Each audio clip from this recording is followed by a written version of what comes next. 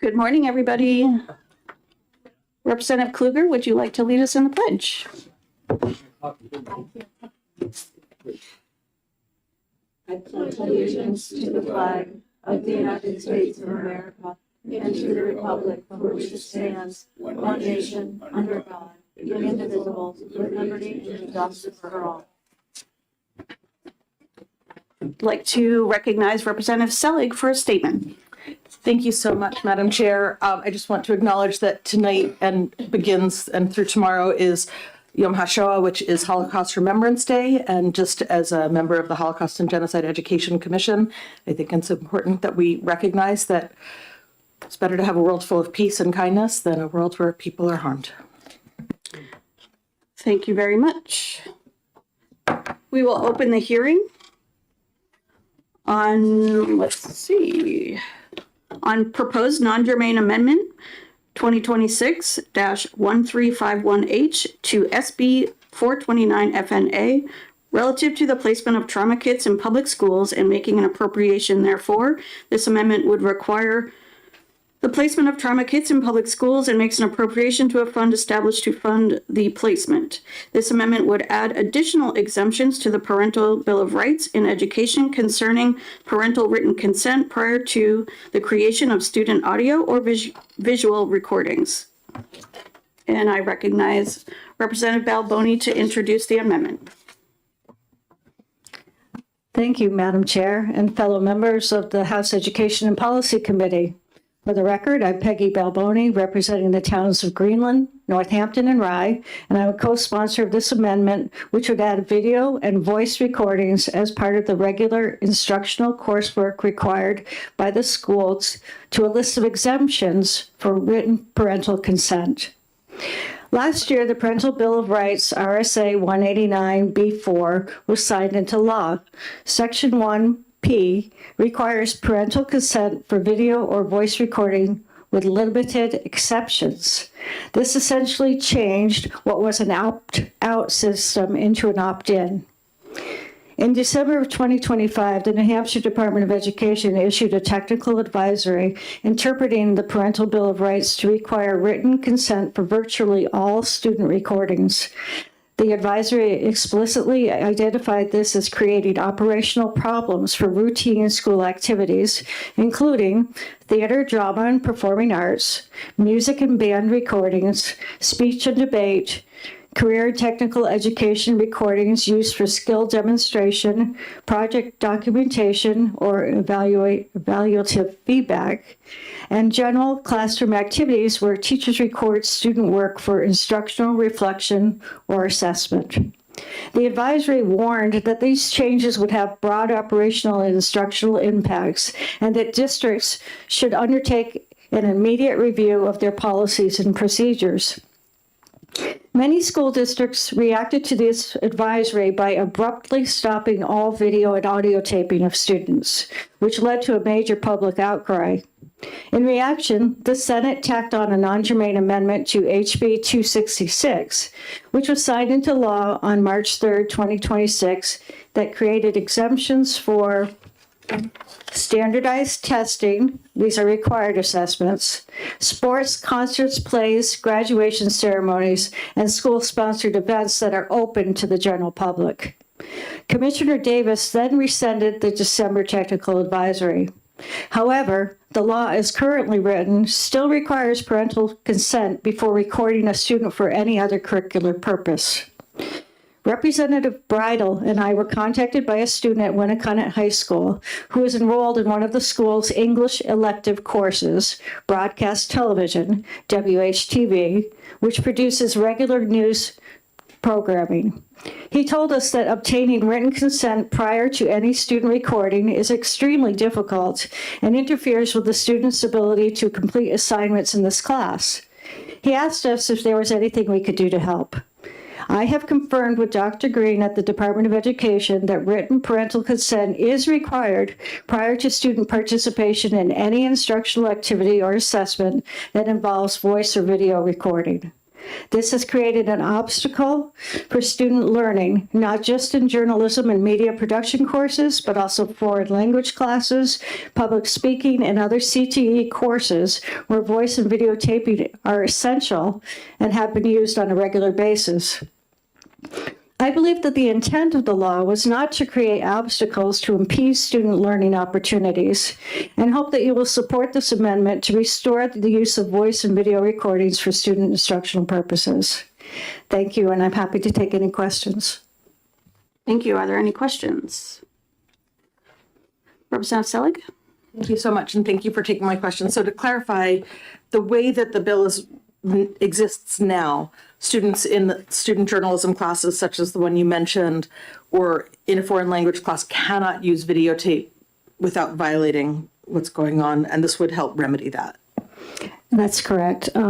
Before this law was passed, schools have blanket policies that indicate that the parents agreed that videotaping was allowed in class. But because of this, it essentially changed that from an opt-out into an opt-in, so that every time a teacher would want to use videotaping, or in this case, anytime a student in the journalism class would want to record another student, they would have to actually get parental consent before even interviewing that student. Representative Belcher? Thank you, Madam Chair, and thank you for being here to bring this. I'm trying to parse the whole thing and whether this goes far enough, not too far, and figure out where we're at with this. So I know some of this language is already in existing law, but I want to better understand it. So particularly when it comes to things like security footage, do we think that this goes far enough when it says solely for the purposes of a safety demonstration, including the maintenance and order or discipline of common areas of a school or on a school transportation vehicles? Do you think that goes far enough in protecting the ability to have such safety and security systems in place? And does common areas, do you think, include classrooms, or is that just like cafeterias and hallways? Thank you for that question. I actually haven't really looked at that part of the bill. I mean, that, as you pointed out, it was actually one of the exceptions created in the original Parental Bill of Rights. So my focus here was really just in terms of the video and voice recordings. So I don't know if there's anyone else who could answer that question. Another follow-up? Thank you. Yes, and I fully appreciate that you may not know all of it. I'm trying to do some research as well. And one more, and if you don't know, it's fine. Just let me know and I'll keep researching it. Do you happen to know, for instance, if there is a security camera in a school, looking at the cafeteria or something? Do we know if that footage is publicly accessible in any way right now? I do not know that, but there might be somebody behind me who is actually in a school that could actually answer that question for you. Very good. Thank you. Any other questions? Seeing none, thank you very much. Lilla and Deco.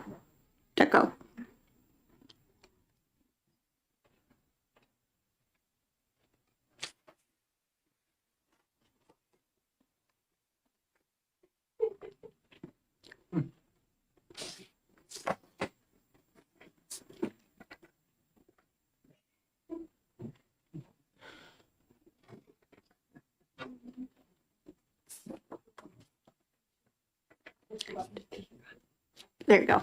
Good morning. Morning. Thank you for your time today. My name is Lila Marston. I'm Deca Hossein. We're juniors at Concord High School. I'm also one of the presidents of Student Voice Committee, and I'm here to speak on the audio-video law and how it pertains to student life and programs in our school. I have taken numerous classes throughout my many years as a Concord High student that require the use of audio and video recording on a regular basis. For example, I'm currently a PE leader in CPR and First Aid, which means that I took the class last year and I'm back in it this year to help teach and give class demonstrations.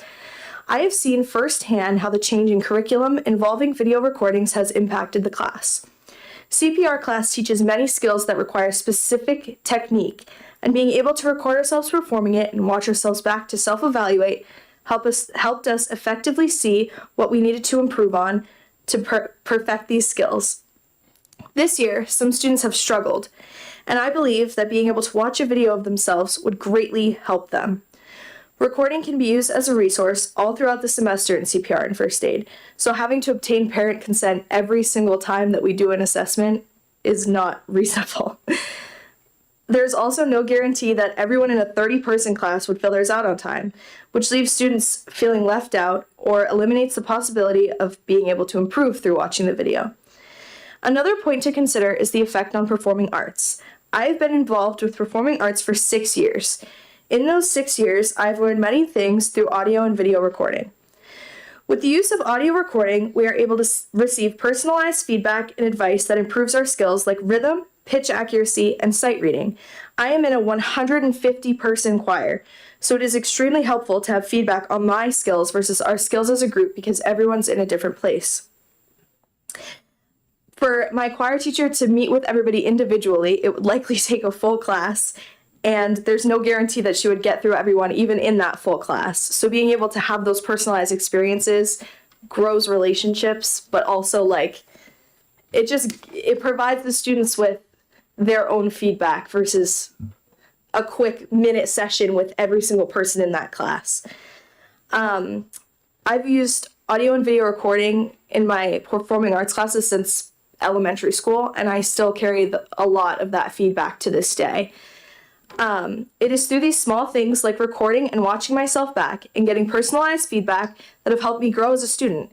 And I have the confidence to do things like coming back as a PE leader and growing and auditioning for Allstate, which is like a New England choral festival, basically. Thank you for the opportunity to speak today. And I hope that as this moves forward, you consider the effect it has on students and their everyday learning.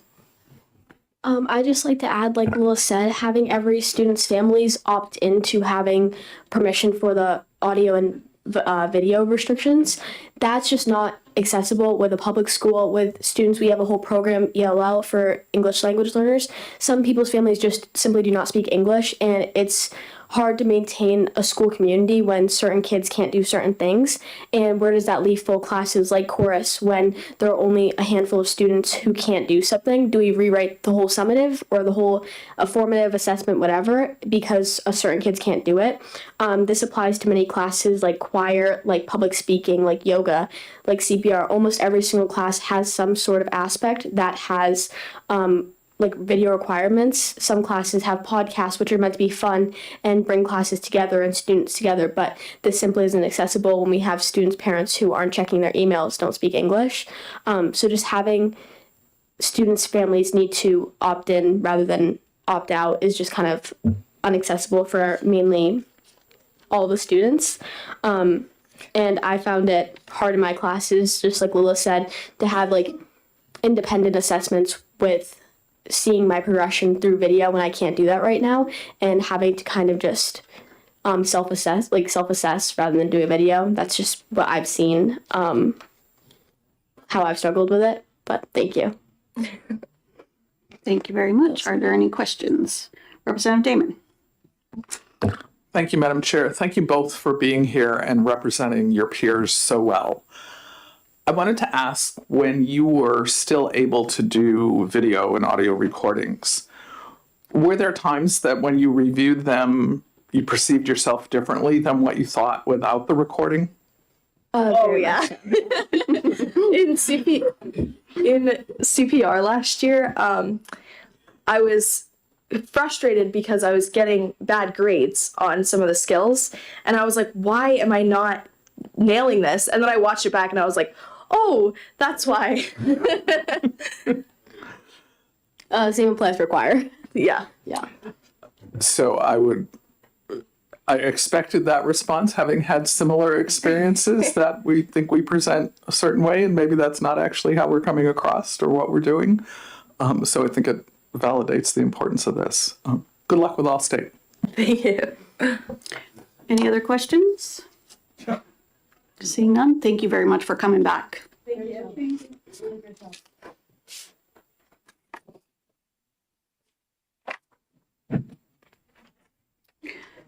Jack?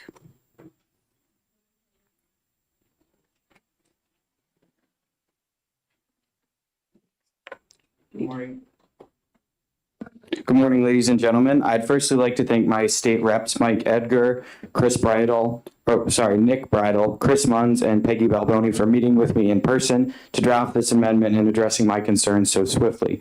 I'd also like to give a shout out to our ELO department for letting me earn credit for being here today.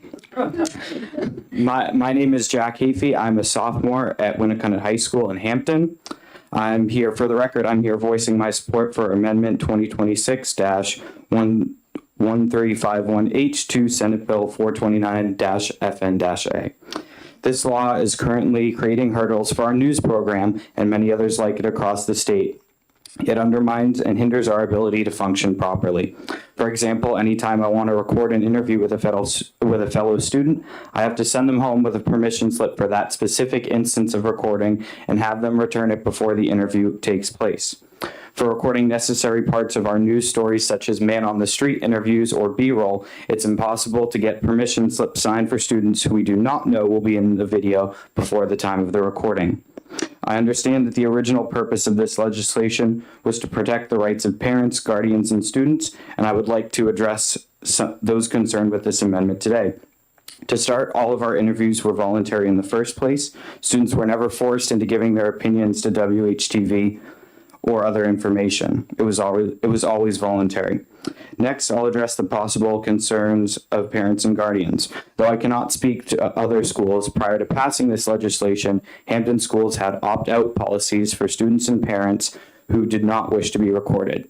If this amendment were to pass, we would return to the system where opting out is still an option. As I previously said, passing this amendment is a nonpartisan cause that will allow students across New Hampshire to build journalism and other important skills and exercise their First Amendment right to the freedom of the press. Passing this amendment would return the regulation of student media to local school boards, which would allow for better case-by-case policy creation.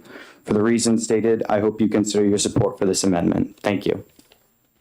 Thank you. Are there any questions? Representative Selig? Thank you so much. Excellent job. And I just missed your name at the start. It was Jack Hafey. Okay, thank you so much. Any other Any questions? other questions? Seeing none. Thank you very much for coming in. Thank you. Jack. Extremely well done. William McGowan?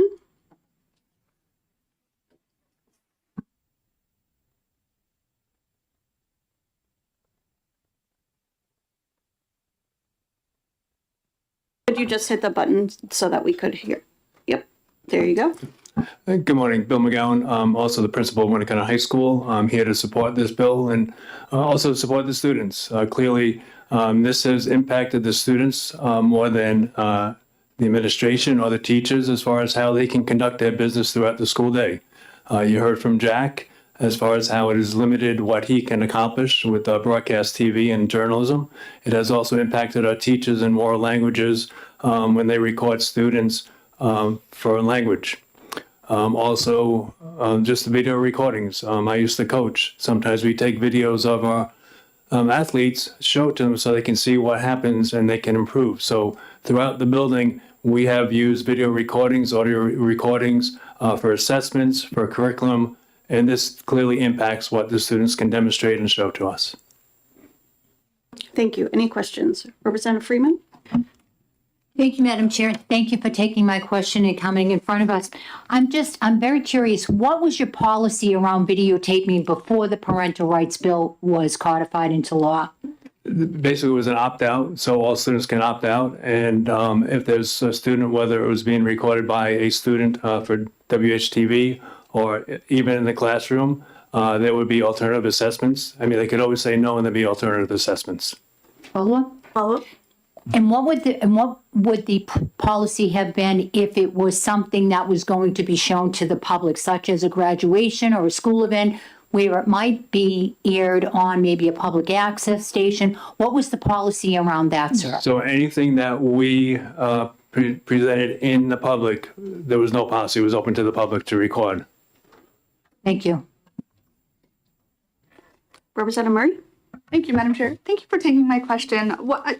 When we talk about formative and summative assessments, would you agree that the opportunity for self-reflection in various different types of media, whether it's written, a tactile kinesthetic project of some other sort with a rubric, all of these things are helpful to the learners and the students to be able to continue to grow and meet those expectations? That's definitely correct. I mean, the more ways we can provide feedback to students, we've moved away from pencil and paper.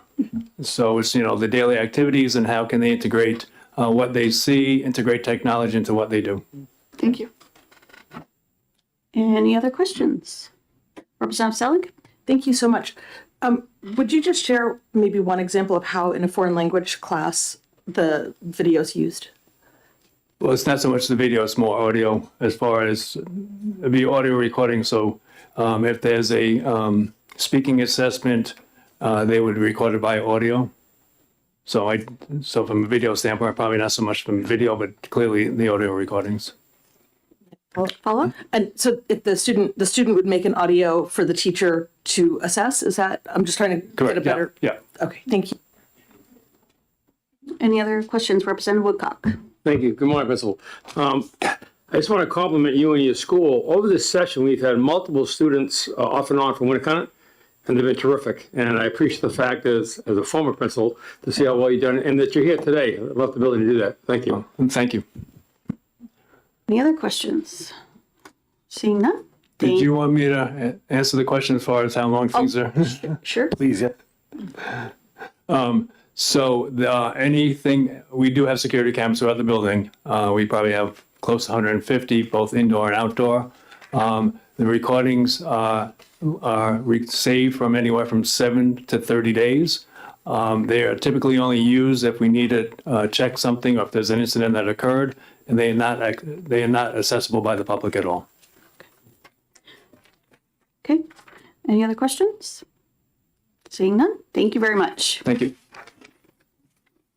Would anyone else like to speak on this amendment? Seeing none, we will close the hearing.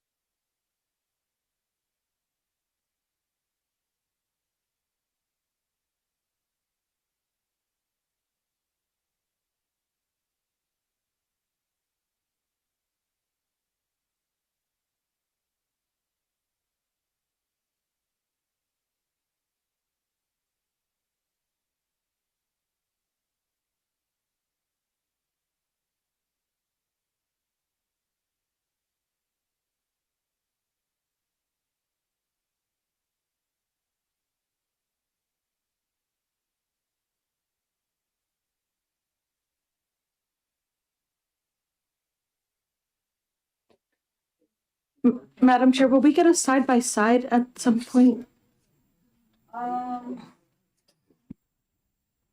No, we will not. This, we'll go through all the changes. There's actually not much change in here.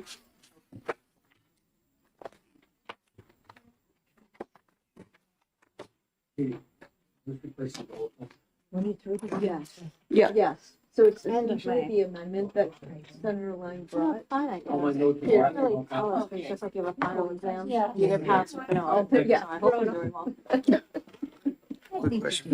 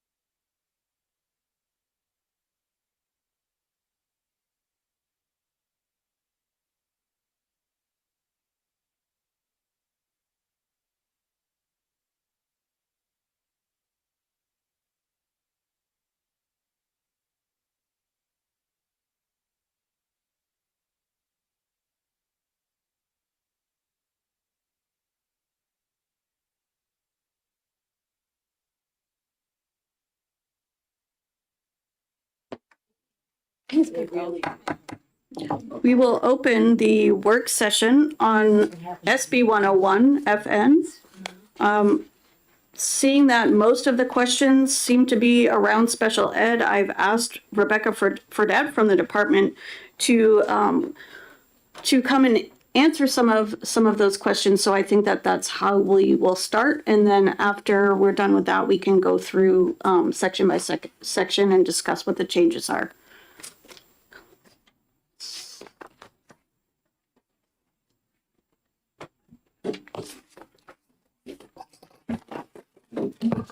Good morning.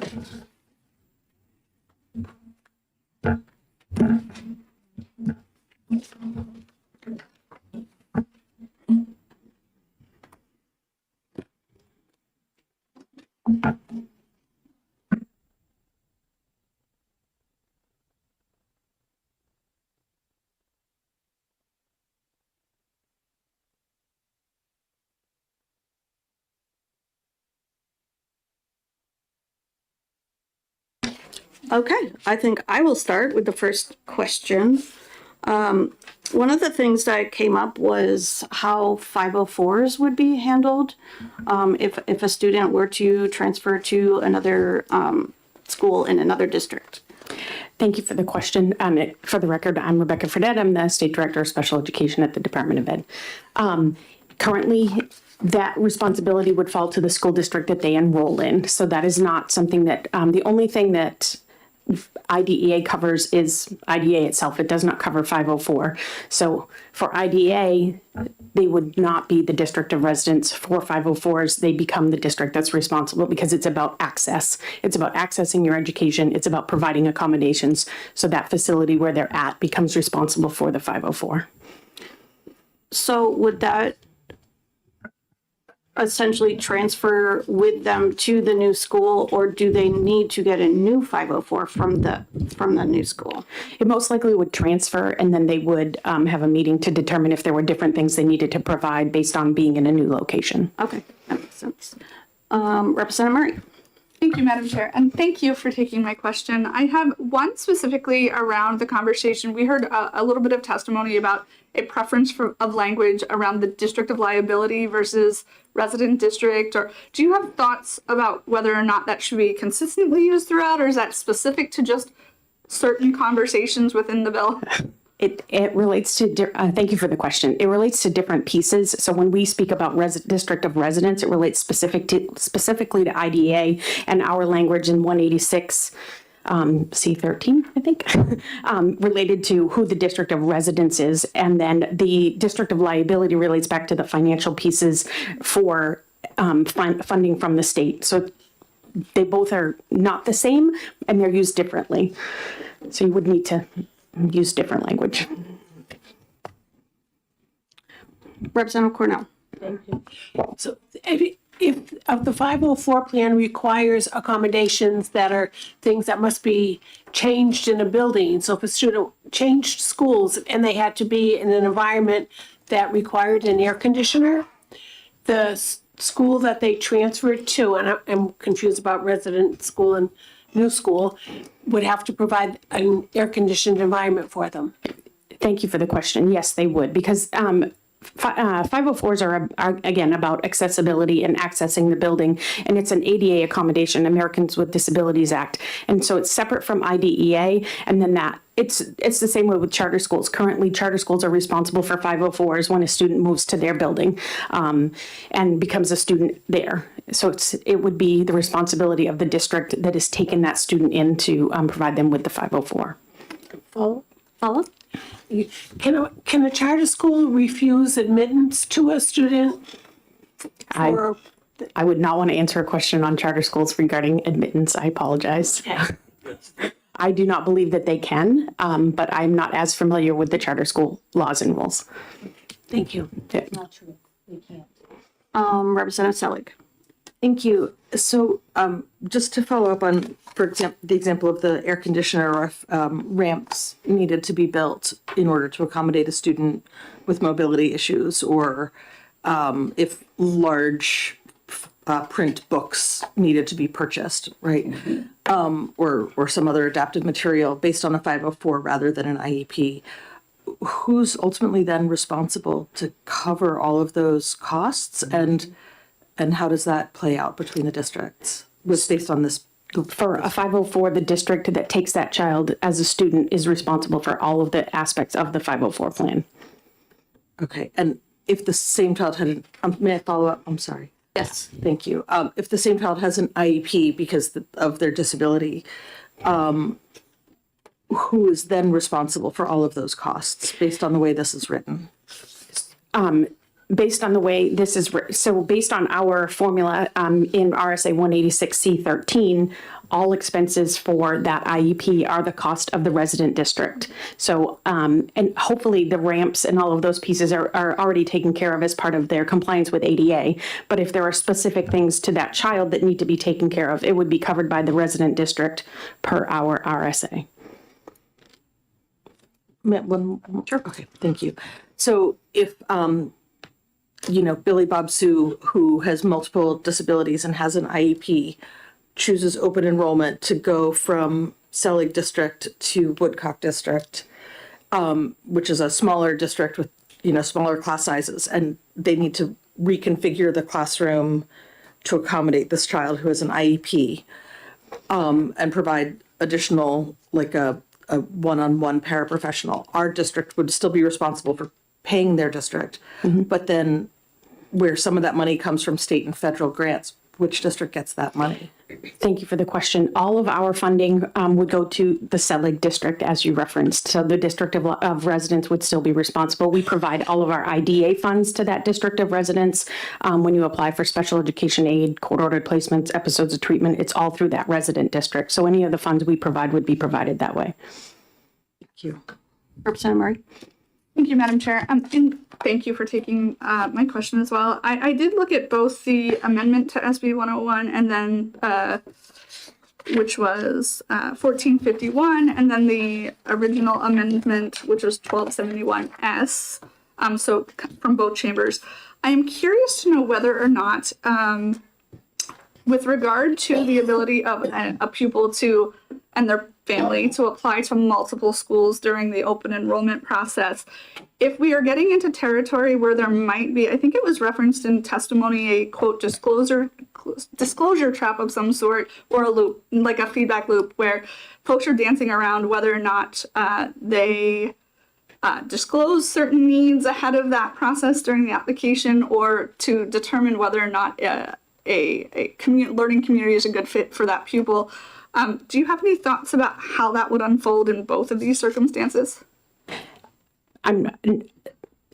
As in regards to, thank you for the question, I apologize. In regards to the disclosure of information, the district, wherever that child is choosing to apply for open enrollment, would not be provided with information from the resident district unless there was a release of information. So they can't provide any of that ahead of time unless the parent has said, I would like you to disclose, here's a release of information.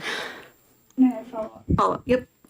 Thank you. And I'm more thinking about the student who is looking for a good, like, another opportunity, another learning pathway, and is looking at school communities trying to decide if that is a good fit for him or her. And if the family in their application is self-disclosing, is that metric or data tracked in any way? Or like, can you speak to that? Thank you for the question. We would not track that data. It's unless it's in here, we wouldn't track that data. Okay, thank you. Representative Damon?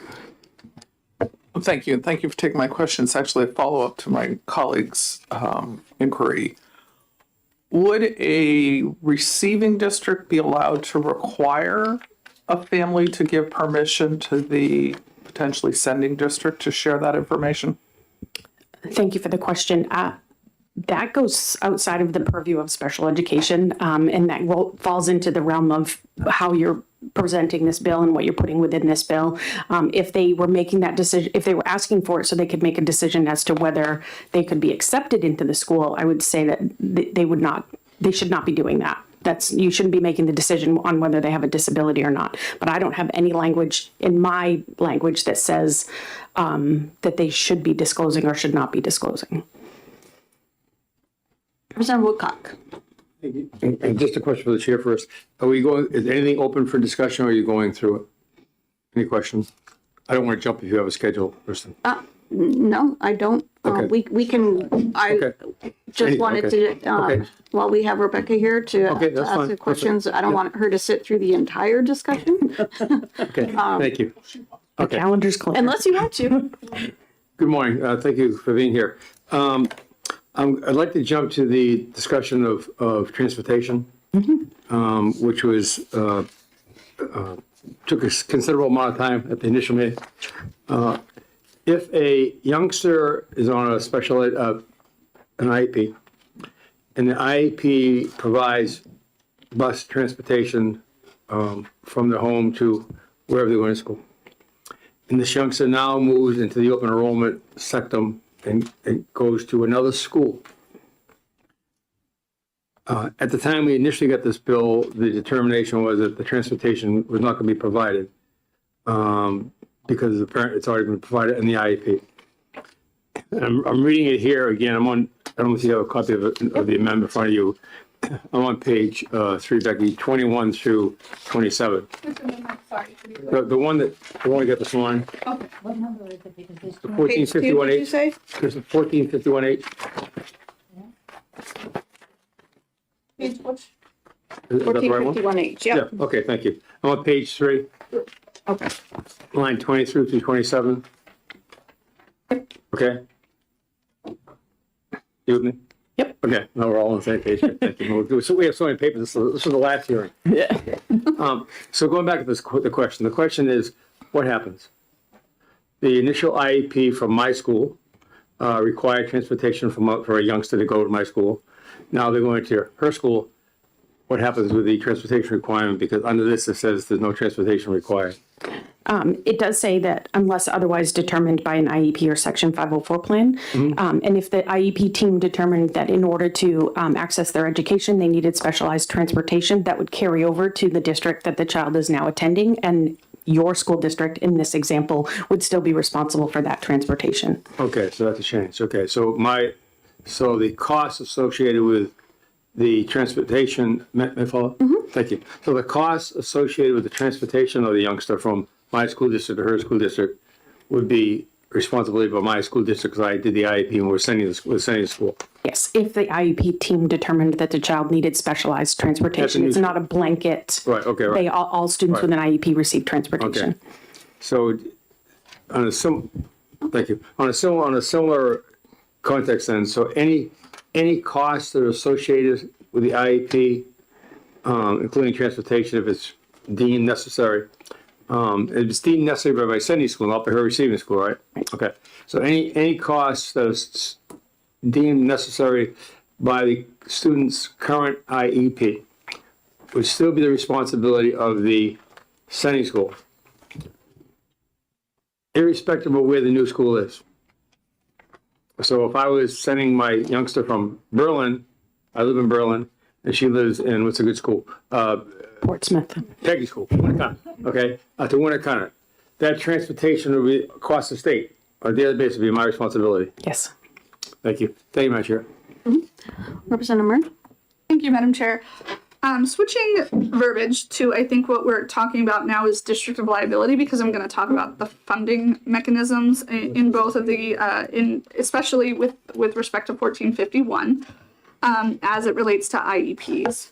So it's my understanding that there is an initial distribution of funding that starts calculating on October 1.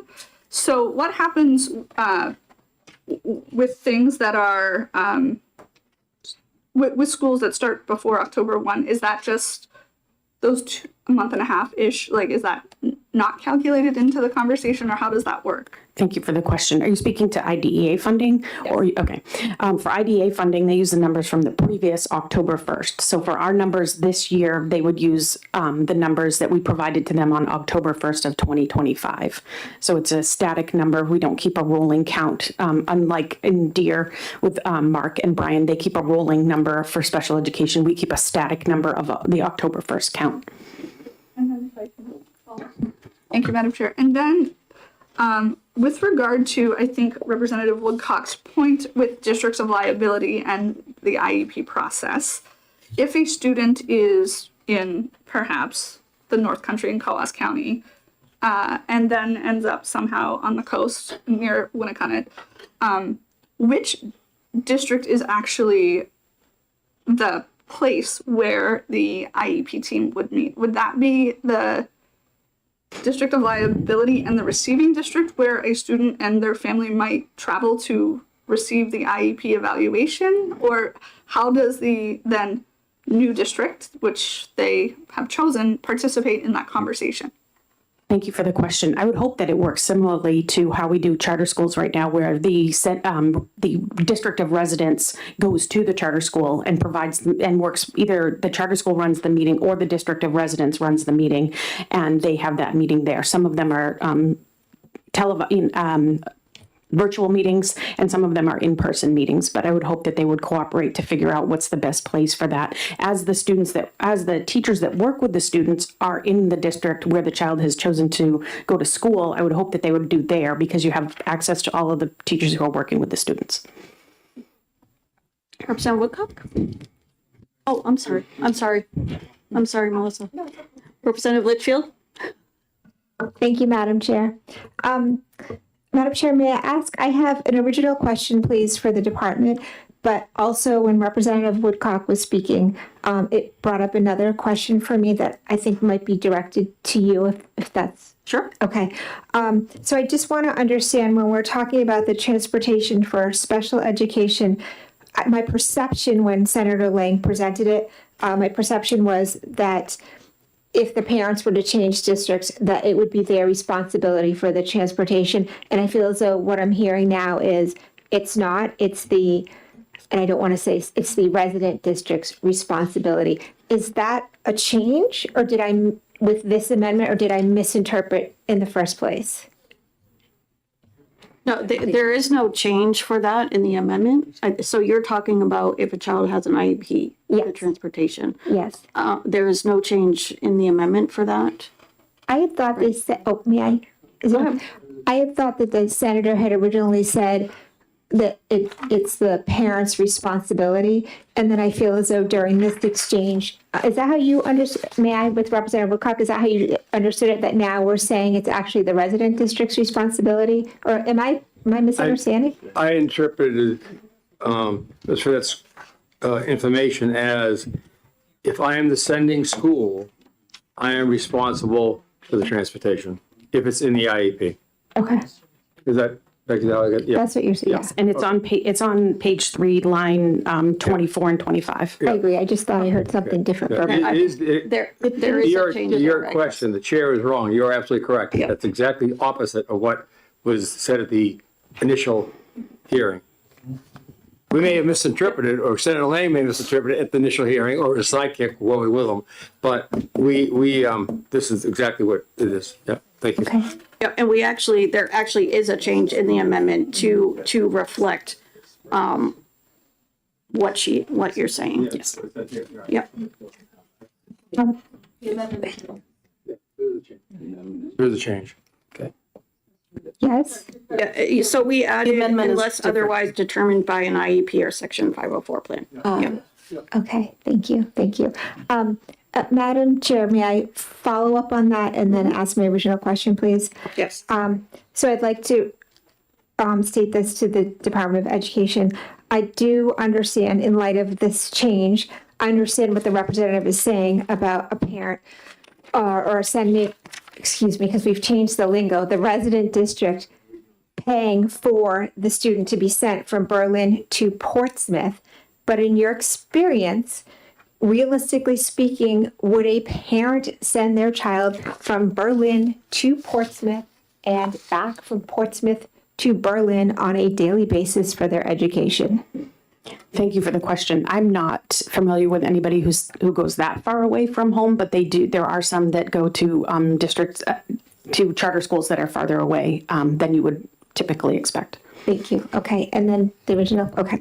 And then my original question, I wanted to ask, what are the other, and I've heard Senator Lang give his presentation, but I'd just like to hear what you have to say. Regarding other states that have open enrollment and special education, it was my understanding when this amendment was introduced that the students do not have the option to attend other schools within the state. Typically, they must stay and receive services and schooling at their resident district. Is that your understanding?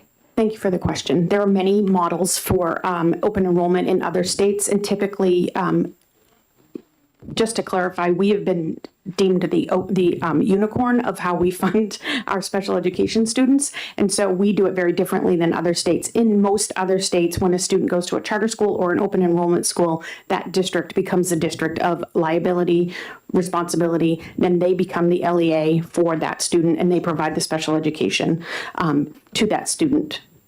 So it is very different. They are allowed to go to other schools, but then the district that they go to becomes responsible for that student in many of the states, not all, but many of the states. And that's, may I follow up? And that's because the funding is coming directly from the state? I would assume so, yes. I don't know all of their funding formulas, but that's how I understand it, yes. Okay. May I ask another? Sure. Thank you. This is what I'm trying to get at. And I'm trying to word it in a way that it's a technical question because I understand that you cannot weigh in either way. I think it would be discriminatory if we did not allow special education students to take part in open enrollment, but I feel as though that's where we're getting the most pushback. Is this something that should be phased in for the special education students, or should they be initially part of this bill? That's it. I'm trying to ask, technically speaking, as we're trying to implement this. I'm not asking for your opinion. So technically speaking, all students are regular education students first and should be treated as regular education students first. And then special education is supplemental to them being regular education students. That is how IDEA is written, and that's how we have to follow. So I would say that what you would do for all students is what you would do for students with disabilities based on IDEA. That's what I like to hear. Thank you. Representative Freeman? Thank you, and it's nice to see you, Ms. Fredette. Thanks for coming in front of us. Is it your understanding that open enrollment is voluntary? Thank you for the question. As I understand it, yes, but I'm in the very specific world of special education, so. Thank you. Representative Woodcock? Thank you, Madam Chair.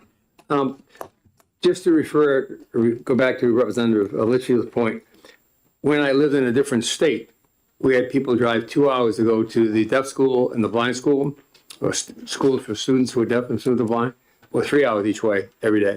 So it depends what services are available. Parents will take what's best for their kids. But if I'd like to ask a funding question, if I may, thank you, Madam Chair. And I don't know if that's yours, Becky, or yours. I don't understand. Can you just tell me in very simple terms now what it's going to cost the sending school for a special ed youngster what's going to cost the receiving school or sending school for a non-special ed youngster? Open enrollment. Because I'm looking at 4 paragraphs. I'm trying to, so I don't know which ones. It's all in the funding in the bottom. I just want to know if in very simplified terms, if I take my youngster and send them to Leanne's school here, the responsibility, what is it going to cost to do that regular youngster? What is it going to cost my system to send it, or what are they going to lose? And what is it going to cost her system? What are they going to gain? Not a special ed youngster, just a regular youngster. They don't get the special ed on it. So, okay. So what is the cost? The cost is the current adequacy plus free and reduced and ELL. And then on top of that is the charter school funding. So that's about, The 7,100 type thing? Okay. I think it's closer to 9 total Nine when now? you add the Okay. two together. So just clarify, Mr. Chair, so it's not the initial not the initial open enrollment where we had the tuition going. Right. I think it was on the Glensville bill, tuition's not going. So it would be the same dollar figure, the charter school, whatever that happens to be, plus adequacy. Correct. Okay. Not local money. Correct. No, not additionally, right? Not coming out of Like, like last time would have been local Okay. money. Yeah. Can I go to the part B now? Okay, thanks. In terms of the special education piece now, this would probably be yours and hers. So the receiving school has received, Leanne's school has received a special ed plan, the IEP, with the youngster that came from my school. And that's the plan that's in place. I have to pay, or my school has to pay, district has to pay for the transportation if you folks down here agree they need it, because that's what's on the IEP. The cost, the other ancillary costs, the staffing costs of all those things for the special ed youngster, is it going to be, is part like transportation is going to come from my school, or is it going to be the new school, they're going to have to pick up the costs that are associated with that special ed plan? Thank you for the question. All costs for special education and related services would remain with the resident school district. So if you are the resident school district, you're still responsible for the OT, the PT, the speech, the paraprofessional, any of those services. Okay. Thank you. So I understand that now. So the entire cost for this youngster, and I'm not discriminating because we're talking, these aren't special ed kids, they're regular ed kids that have special ed plan. Everybody's regular ed.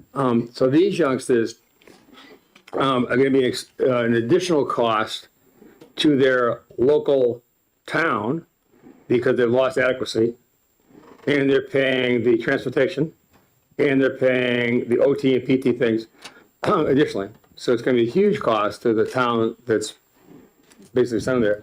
But for a town that's receiving a youngster, they haven't accepted the IEP. The IEP has come with them. The staffing, as you and I both know, the OT, the PT, those things sometimes are difficult to get. Not that they don't want to have them, they're just difficult to get. And so it becomes a violation of the IEP. Who's responsible for that?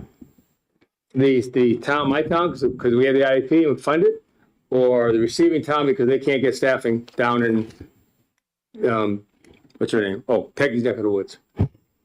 Thank you for the question. Currently, the way it works with charter schools is the district of residence is the one that would receive a complaint or would be is liable for ensuring that all of those services are provided. So it would be similar to that you as the resident district are still responsible. A complaint, if it's filed, would go to the resident district. Okay. May I follow up? Sure. Thank you. So in reality, okay, the resident district is 250 miles away from Berlin. How's that going to play out? We're not definitely going to send a teacher or a staff person, OT, and they don't have any. How does that play out for the youngster who's had services here, but now may lose them because they're just unavailable down wherever they happen to be going? Thank you for the question. How it works with charter schools currently is that the district talks with the charter school and they work out, yes, I'm able to provide these services. We already have 3 other students that are receiving this. Many times charter schools need to get that staff, whereas public schools will typically have some of that staff already on board. And then you would cooperate between the two entities and determine this is how much it costs us for speech, this is how much it costs us for any of those services. There are times that a resident district will send somebody to the district, the place where the child is attending, because that's part of charter law where there are 3 ways that you can provide services. Right. Okay. That could also happen in this case as well. But typically those districts cooperate with the other entity and say, do you already have some of these things? Can we work with you to figure out how to provide these services? Clarification, please. Sure. Thank you. So on the same point, Peggy's district doesn't have them. They can't access these, not the teachers and staff, they can move that around. I'm talking about particularly the outside therapists to come in. They're just not available. So what happens to services, so there's a violation of the IEP? What happens to that youngster's services?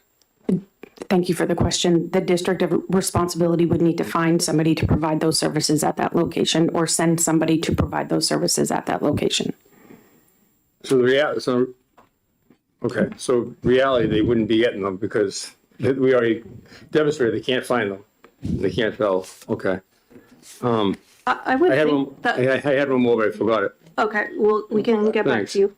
I would think that this would actually be Oh no, it was. a lot easier going from a public school to public school versus public to public charter school, because they're mostly have all these services available anyway. Thank you for the question. Yes, I would hope that it would be easier because you do have many of these things already in place. Many typical public schools have special education teachers, have some of these people on staff to provide these services. There are cases in smaller districts where they may not have an OT or a PT, but it is going to be some of your smaller districts. But you would have some of those pieces already in place, whereas in charter schools, you don't typically have all of those pieces in place. Right. Madam Chair, I did remember my last question. Another follow-up from Representative Thank you, Woodcock. yes. But going back to that, your response, that still doesn't, the reality is if the receiving school, her school, doesn't have any more, we're not talking about teachers and staff. We both agree you can move those around if you have them. But we don't have any OT, PT, the private contracting services down where she lives, they're maxed out. They aren't taking any more clients. So we have an issue with that youngster who's not going to receive services because we can't send someone 300 miles down and they don't have any available. That's still hanging out there. The second one was that this is where I want to get to. There's someone last week at the testimony, Becky, talked about what was the machine, the telemachine, the reading, the writing, remember the equipment? ACC. What was it? The ACC. Yeah, anyway, something with specialized hearing reading equipment that was extremely expensive. And that whatever it was, and some of you will sure what call it was, audio machine, forget the technical name of it. But it limited to this, I mean, this youngster had to have that, period, in the sense. Now, if that is not, it's built into the system. So, and they go to this new school, so that new school would have to provide that service, or that equipment, and then they have to, so the sending school have to buy a set 2 for your school, would that be right? Thank you for the question. If it's in the IEP, then the district of residence would need to purchase that system. And if it's just that one child, they could send that, any assistive technology, they could send it to the district where the child is. And then the district of residence retains ownership of that piece of assistive technology. Okay, so if there was an individual piece of technology, because they needed a person to regulate, remember they'd regulate the stuff every day. So that's going to be an extremely additional expense for the receiving school. That's all. Okay, thank you. Thank you for your time. Thank you, Madam Chair. If I can clarify, the expense would still be to the resident district. Right. So it wouldn't be to the receiving school. It would be the resident district that's still responsible. Correct. And I said that wrong, but yes, right. We're going to have our system here and our staff here for the 2 kids that have it, but she's going to this one, so we have to, someone has to buy a new one, and it's going to be the sending school is going to have to buy the new one for the receiving school. They may not need to, thank you for the question, they may not need to purchase it, they may just be able to send it with the child to the But district. not 2 are using it. Not if 2 are using it, Right. correct. But that is something that they can submit for reimbursement through their IDEA funds for something like that. If it's in the IEP, we will pay for assistive technology devices for that. Oh, great, thank you. That's an even better answer. Thank you. Representative Litchfield? Madam Chair, if I may, I'd like to just bring up 2 points. One, if I could just please address the decorum. Could we please keep it at Representative, let's say Representative Balboni versus Peggy, Representative Kluger versus Leanne. I know we're used to being casual.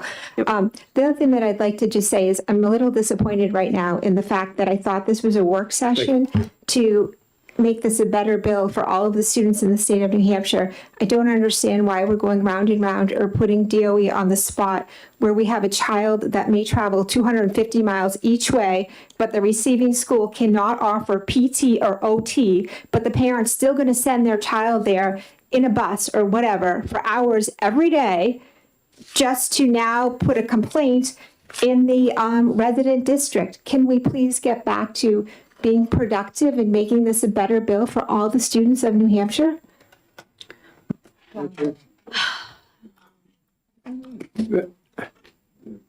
Representative Woodcock? Yeah, I'm thinking that you're probably talking about my dialogue with the special education coordinator. This is trying to make it a better bill for all students of New Hampshire. And if I choose to send my youngster to a district that's more affluent and has more resources, then that's what I should do. We're not going looking for a grievance. We're not going looking for a violation. We're looking for services. Thank you, Madam Chair. Representative Selig? Thank you very much. I just think, and thank you for taking my question about this. I'm thinking back to the elementary years for my child who had a learning challenge, who there's a paraprofessional who came to the class sometimes and was also a paraprofessional in other classes because there were several students in her class who needed a paraprofessional for like a half hour a day or 45 minutes or whatever it was, but not a full day. And then that same paraprofessional could go to all of, multiple classes in the building to provide support. So if this group of students who all require a paraprofessional for certain portions of the day get dispersed so that one is at Representative Terry's school and one is at Representative Litchfield school and one is at Representative Noble school and one is at Representative Murray school. So now I have had one paraprofessional servicing that whole group as part of their IEP. Is my district then paying each of those districts to fund their part-time paraprofessionals, or do I need to? I'm just trying to figure out how this is going to work with getting the person who was servicing 12 kids who might have all chosen open enrollment because I have a struggling district. Where's that? How's that going to work? Do you know what I'm trying to figure out? I know I'm not putting my question together. Thank you for the question. I can explain to you how it's done with charter schools currently, and I would assume that it would be very similar. When there's several districts sending students to one charter school, they typically will work with the charter school and say, I have 4 students who need assistance for about an hour and a half a day, and then one district will either say, I will hire the paraprofessional to work with everybody and then you pay me and you pay me and you pay me, or the charter school will say, we'll hire the paraprofessional and then we'll charge you however many hours that paraprofessional works with your student. So that's how it's done currently with charter schools. Also, you may have a district that has a one-on-one and they may hire the person themselves. And they may say, we're going to hire the paraprofessional and then we're going to send the paraprofessional to where the child is located and provide that service. It's all a matter of collaboration and cooperation between the receiving district and the resident district. Sure. Thank you. That makes sense for the receiving district for how they might choose to have the service. But my question is, I'm the home district and I have 6 kids who've all shared a paraprofessional and those 6 go to 6 different schools. Am I then having to fund 6 paraprofessionals to provide what one was within the building? Thank you for the question. You would be funding a portion of 6 paraprofessionals based on the number of hours the paraprofessional works with the children that came from your resident district. So if you would pay for an hour and a half here and 2 hours there and 3 hours, whatever you would pay for that one person that was in your building would be split between those 6 entities by hourly rate for those services. And would that be, I'm sorry, may I? Thank you. Would I then be able to submit because likely my costs are then going to go up because that's a lot of different part-time people.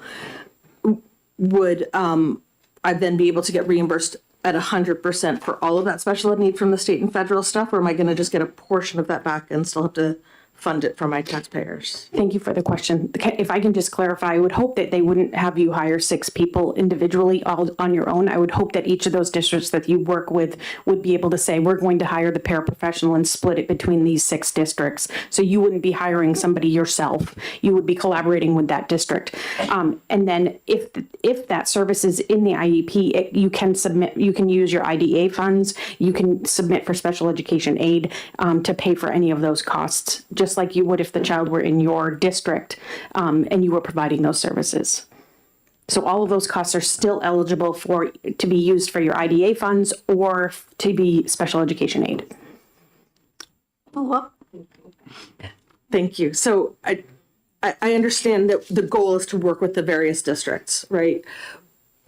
But again, if I've got someone in my district who's working like in a small group, which is covering multiple children simultaneously, but I'm having to pay portions for them each at different districts, so that's not someone working with them simultaneously. So that hour and a half, instead of being shared, is now an hour and a half, an hour and a half, an hour and a half. It's my costs are going to go up significantly to pay for those supports, even if I'm paying each district a portion of that amount. I guess my question is that ultimately reimbursed if applying for all of those different things, using all those mechanisms at 100%, or is it reimbursed at a portion? Thank you for the question. It depends on where you apply for those funds. It would be, if you were doing special education aid, you need to meet CAP, and then we reimburse after CAP, and that's another bill that is in the House right now, actually in the Senate. And then if you were using your IDA funds, you could submit for that to be paid for 100% with your IDA funds, as long as it's in the IEP and it is an allowable expense.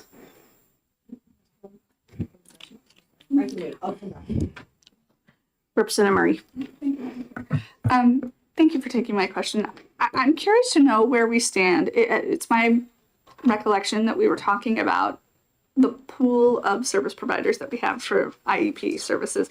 Do we have an adequate pool of individuals as it stands right now, or are we looking to continue to expand that group? Thank you for the question. From what I hear from districts, there is a lack of some related service providers, depending on where you are in the state, depending on how much you need for services. So there is a lack of service providers within the state. Districts are using things like virtual therapies and other things like that to try to provide those services. There are entities in the state that are working to try to gather more services for students, but it is not something the department works on because they are hired individually by districts. Sure. Thank you, Madam Chair. And so with that, is there always it's a possibility that we might have to seek outside services through another neighboring state or interstate MOUs potentially?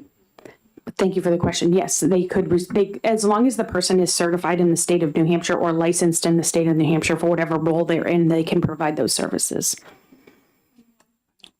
Sure. Thank you. And as I understand it, those rates those aren't things that the department sets, correct? Thank you for the question. No, we only set rates for our private providers of special education, and we do set speech, OT, and all of those rates, but only in those 25 private providers that we approve in the state. Representative Damon. Thank you. So I'm wondering if you could comment about what happens if a receiving school has an open enrollment student that was not a special education student when they began their open enrollment program, and the receiving school perceives that they need an IEP? How would that be handled? Thank you for the question. Anyone can refer a student for special education. So if you have a teacher at the receiving district that would like to refer the child, they have the ability to refer the child for special education. That referral would go back to the district of residence, and either the district of residence and the district that is servicing the child would say, I'll do the test, you tell me how much it is, or I'll send somebody down to do the assessment. And then they would collaborate to do those meetings. But anyone can refer a child.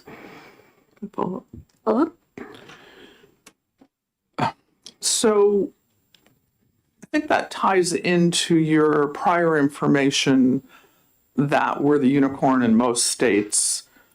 Special education funding and coordination is at the district where the student is receiving their education. Would you be able to comment on the pros and cons of our structure versus what's more common? I can tell you some of the, thank you for the question. I can tell you some of the difficulties we find with charter schools not being the LEA. It just is a matter of trying to figure out how to collaborate with many districts that are coming in at one time. It just makes it difficult if you want one thing and you want another and you want a third thing. It's that one school that's trying to collaborate and cooperate with those three different districts to provide one piece to each of them. Currently, many districts do contracts with charter schools, and it may be a different contract from school to school. So those are some of the difficulties we see right now. Many of those things were clarified with the MOU, and we work with districts closely, districts and charter public schools closely to try to assist in all of those matters. And I'm going to knock on wood. Things have been going fairly well since we've been trying to assist them in figuring out how to navigate this. Thank you. Representative Murray? Thank you, Madam Chair. And this may not be under your purview, so if it is, feel free to just, and I'll ask somebody else. But I was thinking about on is it 1451H? Sorry, page 2, where it talks about subsection 10, starting on line 25 of page 2. It talks about the applications and reasons for denial. And when we talk about McKinney-Vento status through that federal designation, McKinney-Vento oftentimes, that classification, students often have a higher instances of ACEs or adverse childhood experiences, including but not limited to maybe some IEP or 504 designation. And so with that, I am curious to know about if there are other reasons listed under this section 10B, where it says a pupil has a documented history of significant disciplinary issues that are not documented as an identified disability. Sometimes it is not necessarily a disability that, I guess, prompts a behavior issue. So my question would be, what do we do then? If it is related to perhaps continual movement in or lack of housing or instability, all of those social determinants of health and mental wellness. It's slightly outside of my review. I wouldn't feel comfortable answering. Representative McDonald? Thank you, Madam Chair, and thank you, Ms. Fredette. I have been making the assumption that in the context of this conversation, if a student needs services, that the services would be provided and then the adults after the fact figure out who pays for it. Am I incorrect ever, or would there be a delay in granting services until payment's met? We would hope there would be no delay in services, that they would honor the IEP as is. We say that for any student. If you're coming from out of state, if you're coming from a different school district and you've moved, we ask that you honor that IEP until you have a meeting to discuss if things need to be changed based on a differing location. So the hope would be, there's nothing that says they must, but the hope would be that, and most districts do provide services based on, here's the IEP, we're going to give you everything we can based on what we have, and then we'll figure out the logistics behind the scenes with the adults. Representative Belcher? Thank you, Madam Chair, and thank you for being here to take my question. I'm curious in a more broader context, given your experience with any of this, how often, if ever, have you ever heard of a parent who is receiving the services that they want to receive at their current district school, trying to leave to go either to a different district or charter school or elsewhere, where they know that that service is not presently available? Is that something that we've ever heard of happening before? I would not know the answer to that. I'm sorry, thank you for the question, but I would not know the answer to that question. I apologize. Representative Woodcock? Thank you. Just curious, you mentioned something that I didn't understand, that I didn't know. I understood, I just didn't know it. When you're talking about the private providers that DOE has approved, you haven't established a set rate for those services by those, I'm assuming category, not people, okay. Does the other school districts in the state, or all the school districts in the state, do they have access to that funding, not funding, but to that level, so they know what you're paying versus what we're paying? That's part A. And B, does my school, I can hire them at any rate I want. It could be above or below what the state is hiring. Do you see what I mean? Slightly. Okay. Thank you for the question. I'm trying to think if there's a set rate and you have the 25, that's all. So for private providers, we set their tuition rate and we set their related services rates, and that is all that service provider can charge to districts to place a child in that facility.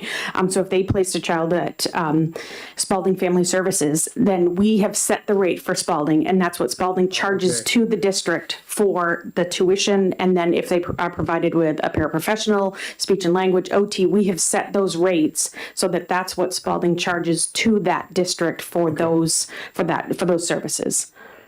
Okay. I wasn't thinking about Spalding. I wasn't thinking about, I was thinking specifically to like OT and PT in my district versus your district. That's what I'm trying to figure out.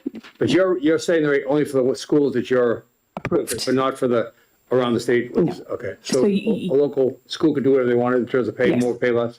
Yes, and that is the case across the state, that whatever your district has found for OT services, you would pay whatever market value rate is being charged to you. We don't set rates for those. We only set them for those services in those private providers that they charge to districts. Going back to our early discussion about we can't get services. So if in my little town, we have a very small district and we only have one provider, and we're moving out to a bigger district that has more facilities, blah, blah, blah, blah.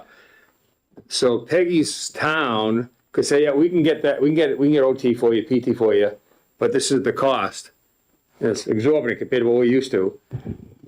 My sending school would still be responsible for the new cost, right? Because they're providing services. Thank you for it. Thank you for the question. Yes, they would be responsible for that cost. Thank you. Representative Damon? Thank you. Thank you for taking another question. So I'm looking for some clarity or maybe examples on page 2 of the new amendment, the 1451, line 2728. So in the other text before this, it just stated that a student who had documented history of disciplinary issues could be denied open enrollment. And now this version has qualified it that if the pupil has a documented history of significant disciplinary issues that are not documented as part of an identified disability. So I'm just wondering if you could provide us some perspective on what that means in practice. Thank you for the question. When you are in a school, if a student has an IEP and they have behaviors within the school, the district, once you get to 10 days of out of school, you must do a manifestation determination meeting. And you need to determine if those behaviors are a manifestation of the student's disability. If they are, then you need to provide them with services based on that manifestation of their behaviors based on their disability.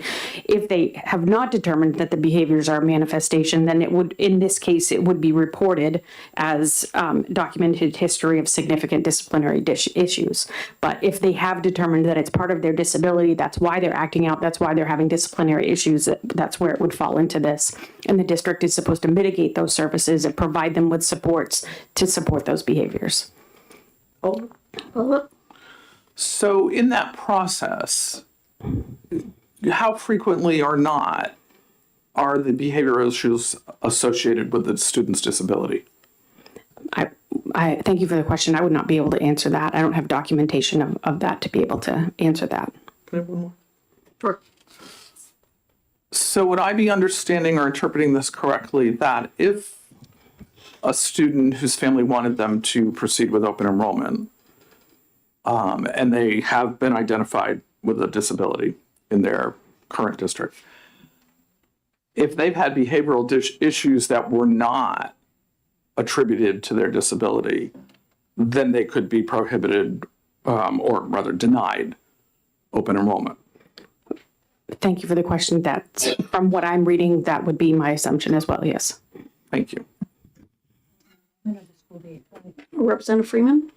Thank you, Madam Chair. Again, thank you for taking my question. It's always nice to see you, Ms. Fredette. I really enjoyed talking to you. Would you say that, based on what Representative Damon was getting at, as far as identified disability and some of the significant disciplinary issues that can go with some diagnosis, would you say that some autism spectrum disorder children would display some behavior issues, but maybe related to the sensory issues that they have? Thank you for the question. That is possible that, yes, they would display behaviors due to the sensory issues that they have. And typically a district would not consider that a disciplinary issue, and they would provide them with supports to mitigate the sensory issues. Thank you. Representative Belcher? Thank you, Madam Chair, and thank you again for being here.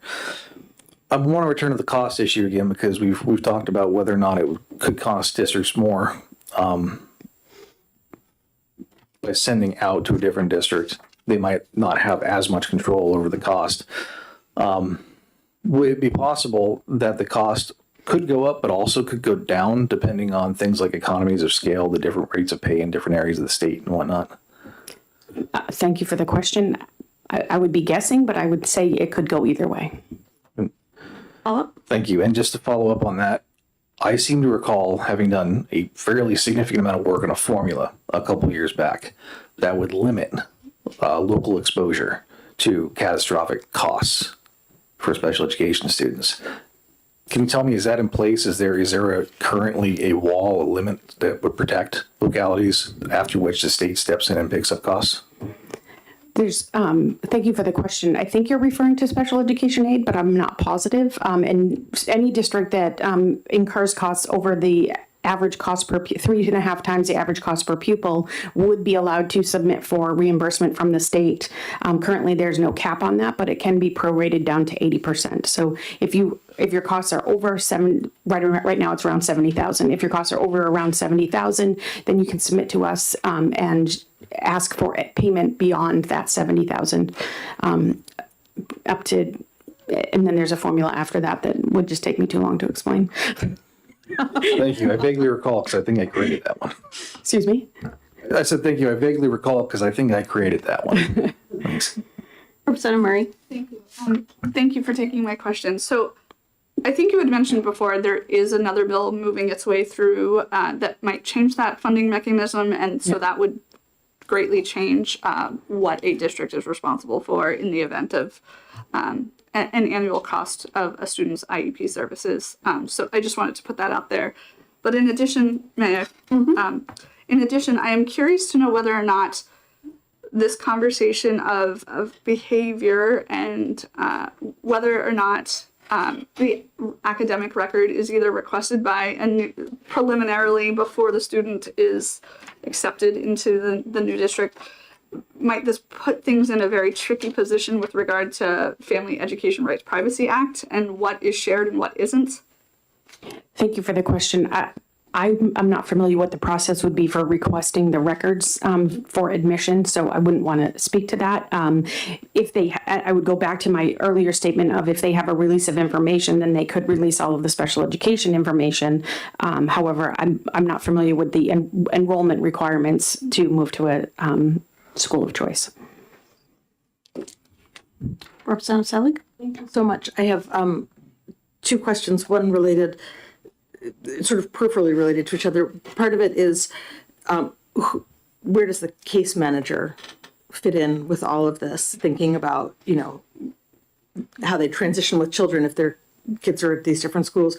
But I guess my other question is where part of the whole concept of IDEA and FAPE is having a child in a least restrictive environment, where my district might be one that does an incredible job of inclusion of special needs children and non-special needs children to make sure that children are in the least restrictive environment and still provided those services. If there's a significant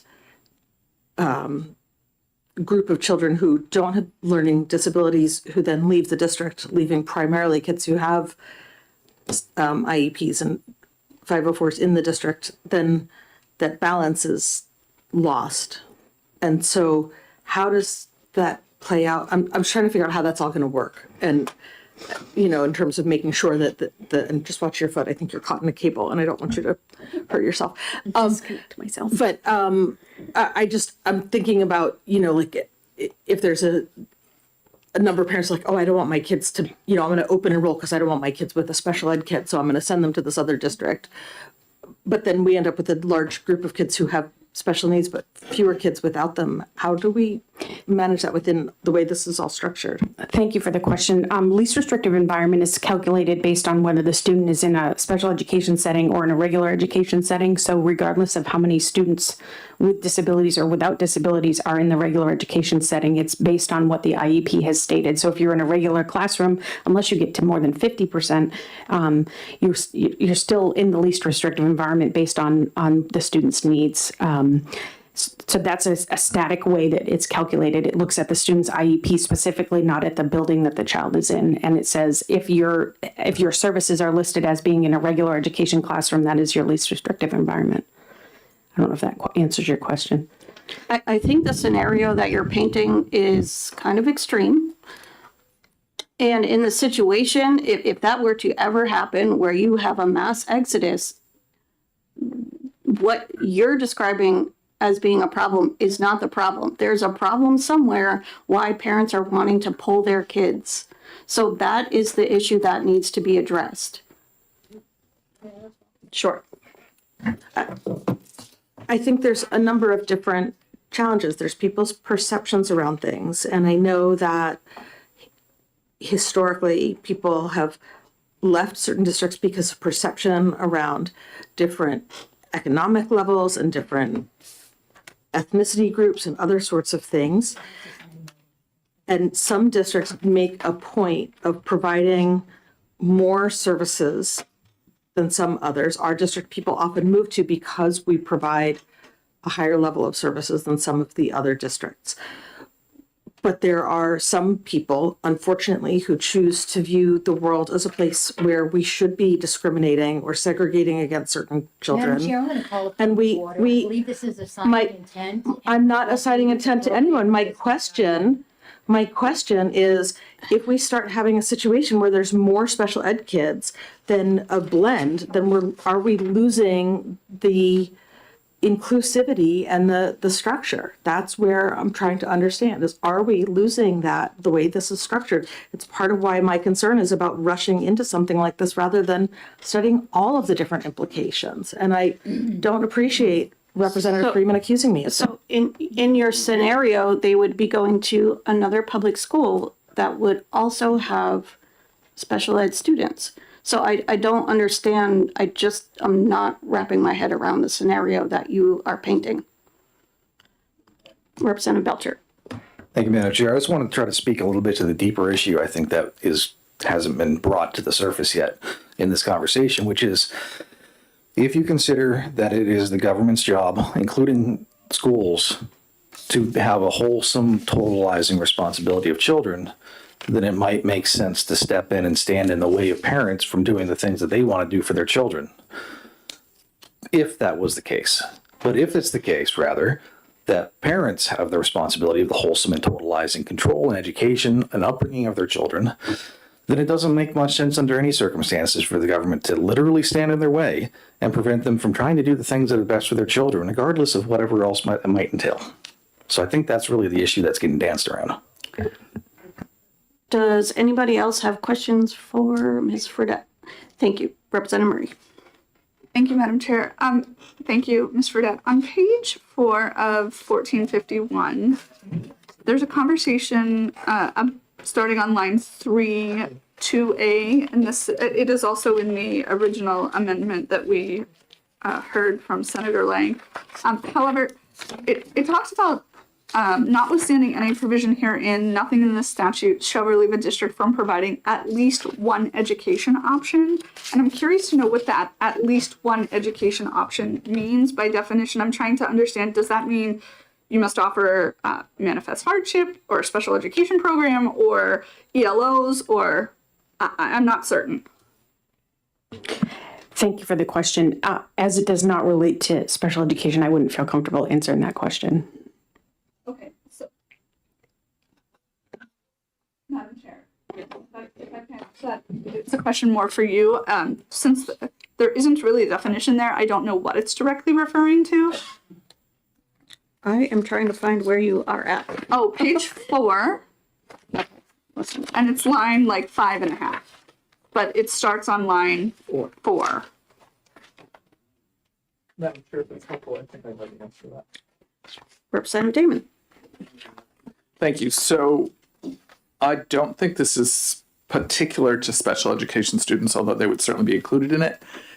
This and the whole olive section of Roman numeral 2, A, B, and C is addressing districts where they don't have K-12 education in district. So they may have no school, or they may have K-6 or K-8, and then they're paying tuition currently to some other public school. And I have a number of those districts in my rep district. So this section to me is saying those school districts have to continue to have an agreement with what we informally call an anchor school, so that we're guaranteed to have a public school place for all of our children to receive education. And essentially this section is saying you cannot use open enrollment to replace that. Right. Which would in fact mean if open enrollment replaced it, then school districts in those situations would have the state paying for the education of those grade levels, not the community. That said, I have some question about that, but it's not relevant to, so maybe that comes up later on. Yep. I do. But thank you for clarifying that. You're welcome. Go ahead. So my question pertains to a conversation that you and I had before the work session started, which I didn't expect to be related to this hearing, but it turns out maybe it is. So very recently, last week, one of the school districts that I represent has a situation where they have been paying tuition to another public school district under the circumstances I just described. So there's K-4 education in the town, and then students are tuitioned somewhere else. And the receiving district is saying that they are going to add a surcharge for special education students. So the sending town is paying the same tuition for regular ed and special ed kids as is the customary statute, and paying the specific special education service fees, like if the child has occupational therapy or whatever particulars they need. But now the receiving district is intending to impose a several $1,000s per student per year special education surcharge. And so I'm now wondering in this amendment whether there needs to be a statement that prohibits a receiving open enrollment school district, prohibits or addresses, whether that district can put an additional case management charge or other additional fee for special ed students. I would never have asked this question before last week, but it's kind of a hot issue in the districts involved locally. I don't know. I don't really have a question to answer. Is that something that's done around the state where they can actually charge extra for special ed students? Thank you for the question. There have been instances where, and the only reference I have is charter schools. Let me clarify that, yes, there has been an additional fee. However, it is nothing that I have authority over. There's nothing that I just can't pay it. If it's not in a child's IEP, so say Sally goes to your school that you're tuitioning to, and there's an additional fee, they cannot submit to me to have it paid through their IDA funds or through special education aid or any of that, because it's not in the child's IEP. But I have heard that does happen, yes. Interesting. Representative Belcher. Thank you, Madam Chair. I just want to look at that real quick, that whole, what we just talked about there. So being a Dillon's rural state especially, towns only have the capacity, the authorities that we explicitly delegate to them in law. I'm not aware of anywhere in law, off the top of my head at least, that we have delegated them an authority to tack an extra charge onto a special education student. So if that is happening, I might suggest that we get in contact with the DOE, get somebody to look at this and maybe issue a technical advisory. Not this part of the DOE. Let's just clarify. Representative Woodcock. Thank you. Back to funding, if I may. Just two questions. One I'm confused about. When you were talking about the additional cost the receiving school is going to have to create for service a youngster, especially on their IEP, because they can't bring the equipment with them, whatever it happens to be. And you said they could submit to your office or to DOE for IDEA money. Would that be 100% reimbursable? Would that be percentage, or is that money available, if available? Thank you for the question. Depending on what the district has spent their IDEA funds on, it could be 100% reimbursable if they have the funds available, if they have not used all of their funding. So that's. But they could have 3 years of IDA funds open at one time. So they may not have it all in 1 year. They might have some of it in 1 year and some of it in another year. But they do have 3 years of IDA funding open at once. Okay. So may I continue? So it's not submitting it to the state to reimburse them. It's to the IDA fund they have already associated with their town or state town. It would still be submitting to us for reimbursement because they have to, we tell them what their allocation is and then they put it into our grants management system and we approve their activities and say, yes, this is allowable based on IDEA. And then it is a reimbursement. They pay for it and then they ask us to pay them back for what But there may be, if I understand, but if they already used their funds. If they've already used them, they would not be able to use IDA funding. So it's not like the state paying the money because they just submit the bill. It's if they've accumulated in their reserve, the local town, you just oversee the distribution. If they have funds left in IDA, Okay, yes. so it could be a cost. The last one is just, I want to go back to Mike's, he's gone, talk about catastrophic funds. I think it's 3.5 times now, and I think the bill that's in the House is 2.5 times. But to that point, if a youngster exceeds the catastrophic funds, the cost, the town, the new town, and the old town has to pay it, which because it's the sending school. Is that going to be 100% reimbursement for the additional over the catastrophic, or is that a proportion, or is that if available from the state? Thank you for the question. Are you referring to the bill that's being proposed currently? Right now today, assuming that no other bill changes, right now today, the law, as it's in effect today. So currently the special education aid is up to 3.5 times the average Right. cost per pupil. And then after that, we pay 80% from 3.5 times up to 10 times the average cost per pupil. And then at 10 times, we pay 100% for any student that its costs exceed 10 times the average cost per pupil. So the 80% would be 10 times would be huge, but the 80% would be what you'd pay. So the town or school district for a youngster, we're still going to be responsible for the catastrophic cost plus 20%. Yes. Okay. Thank you. By the way, I appreciate you helping. Thank you, Madam Chair. Representative Damon? Thank you. This isn't a question. I was just going to provide a little information on that bill very briefly. Sure. So the bill, for those who might want to follow up on it, is House Bill 1563. And it had hearing this morning in Senate Education Finance Committee. And it includes, as it is currently stated, that the district pays 10% of the portion of the costs exceeding 10 times the state average expenditure per pupil. So it has less state payment for the most expensive students.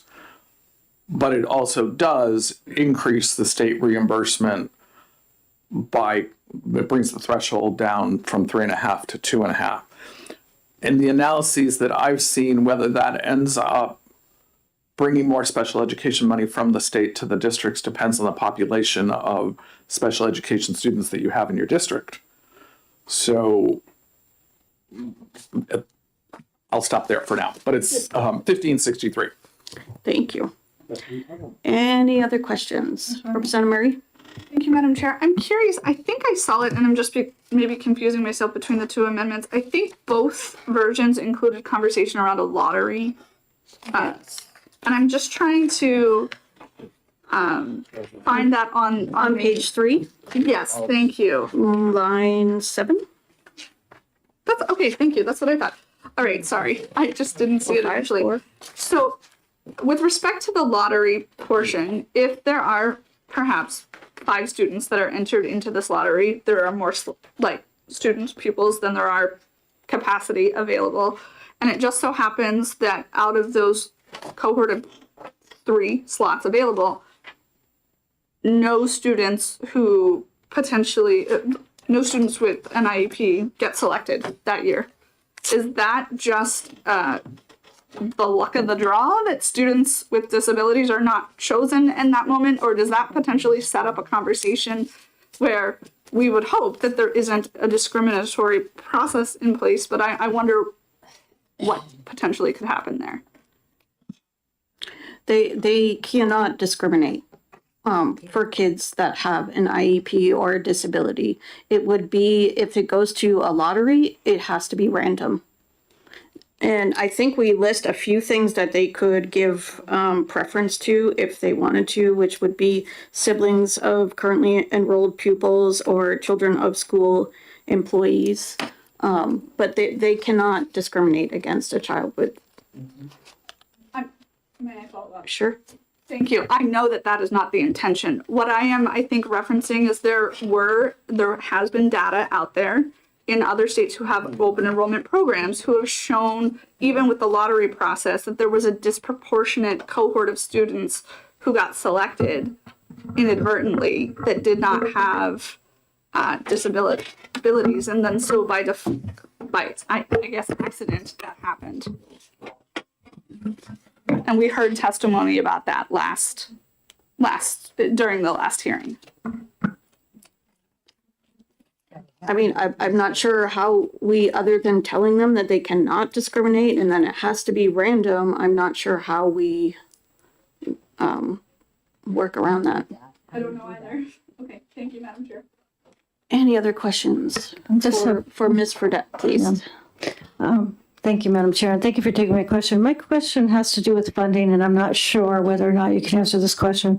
You referenced before that adequacy aid is based on the counts and the numbers of the previous years. So if we open up enrollment, the school districts actually aren't going to be getting paid for the students that are actually in their school this year, because there's a delay of a year. Is that correct? Thank you for the question. I was referencing IDEA funds, and that child that is going to a different district, but you are still the resident district, is still going to have that child in their count. So if you have a student that goes to your district, you're responsible for them, they go to Representative Damon's school, they're still going to show up on your count so that you receive your IDEA funds. It's not adequacy, it's the IDEA funds. Follow up, please. But adequacy is based on the previous year's counts. I mean, I just know from... I would defer to my colleagues in the Division of Educational Analytics and Resources on adequacy. Thank you. Any other questions? Yes. Other dialogue about this amendment, which is don't impact special education, we're still going to continue with? Yeah, I'm thinking that if we're done with questions for the department, Yeah, that we could that's maybe okay. take a break. Yeah. And we can go, we don't have to go right into exec this afternoon. We can continue work session if Okay, you and want. I didn't want to hold Becky up. I have a question on the lotteries, on the issue that came up last time on students, but it's not special ed. Okay. Thank you. I would Okay. say let's wait. Whatever you until- want, We'll it's fine. continue. You're in charge of the manual labor. Any other questions? Representative Murray? I have a question for you, Madam Chair. Is there somebody else from the rest of the department? I know that we had perhaps hoped to see somebody else as well as special education and I did ask. I was a little too late to get Nate Green, and Mark is on vacation. Madam Chair. So all of these extra questions that we have referring to adequacy aid and things that Ms. Fredette is not able to answer. There will be nobody here that can answer those questions. Is that correct? I think if there's still questions around the funding piece, that is something that can be handled with the department when it goes to finance. They'll be looking heavily at this piece. Okay. Are we all set with Ms. Fredette? Okay. Thank you so much for coming. I really appreciate it. And we will come back at 1 o'clock and we can continue our work session.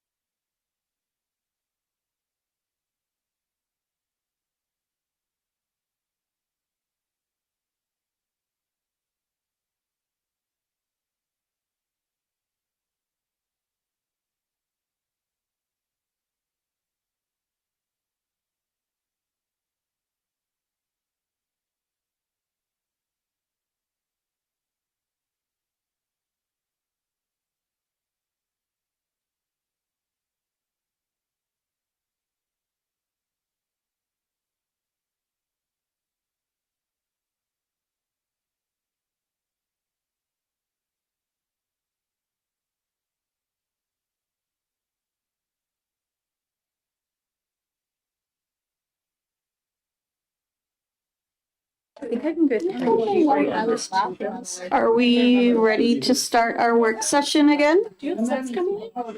Yes, yes.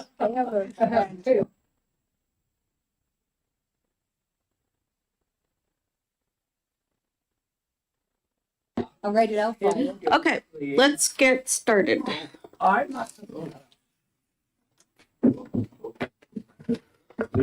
So I'm thinking the best way to do this is to just go section by section. I can point out what the changes are and discuss. So the first change, this is now a replace all after the enacting clause instead of, I think it was after section 3. Those other sections were not supposed to be in there. It was supposed to always be a replace all. We are talking about 1451H. Okay. But are we talking about that in comparison to 1270? 1451 is the one that we'll be going with. And the changes are changed from the amendment that we had the hearing on, which was 1271S. Okay, so when you contrast, your contrast. I'm going to contrast, but correct, we are not talking about the original bill. Okay, let's see. The second change is under definitions, Roman 5, the definition of pupil. We added at the end of that through grade 12, and then who is a resident of the state. Yes, page 1, sorry. Yep.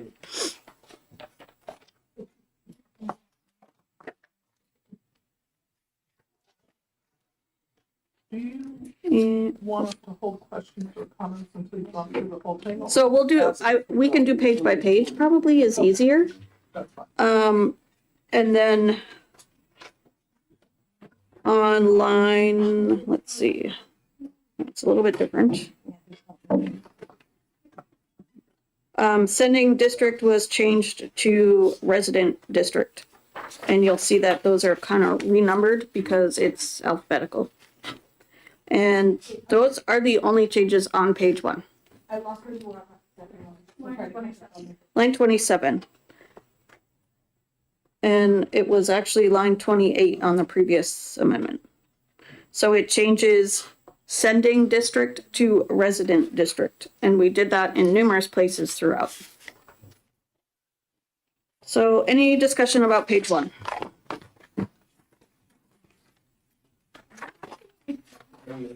Summary? Thank you, Madam Chair. So in reference to who is a resident of the state, I'm curious to how this jives with something that comes later, because we do talk about interstate compacts. And so does this perhaps stand in direct opposition to what is stated about, okay. Do you have, sorry. It clarifies it. And I think my mic's not. Oh, your mic's not working? Oh. Her mic is not working.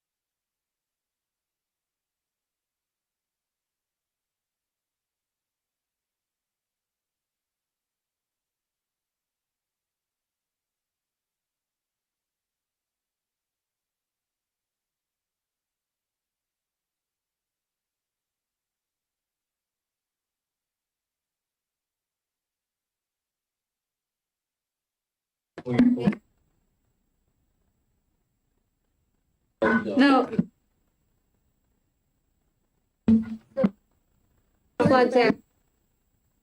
Mine works.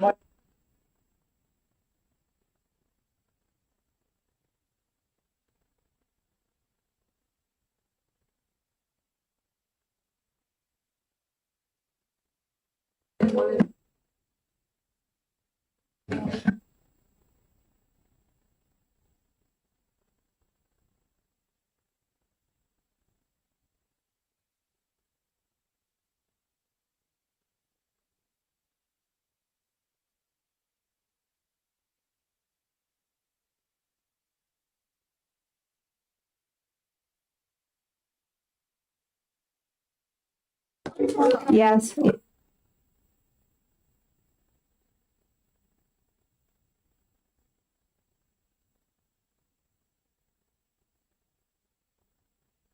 Looked at it.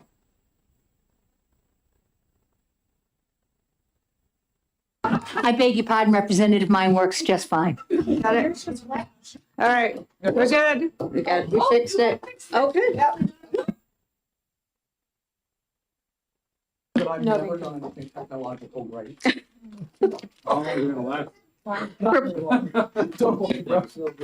Representative Pedernal. Yes, thank you.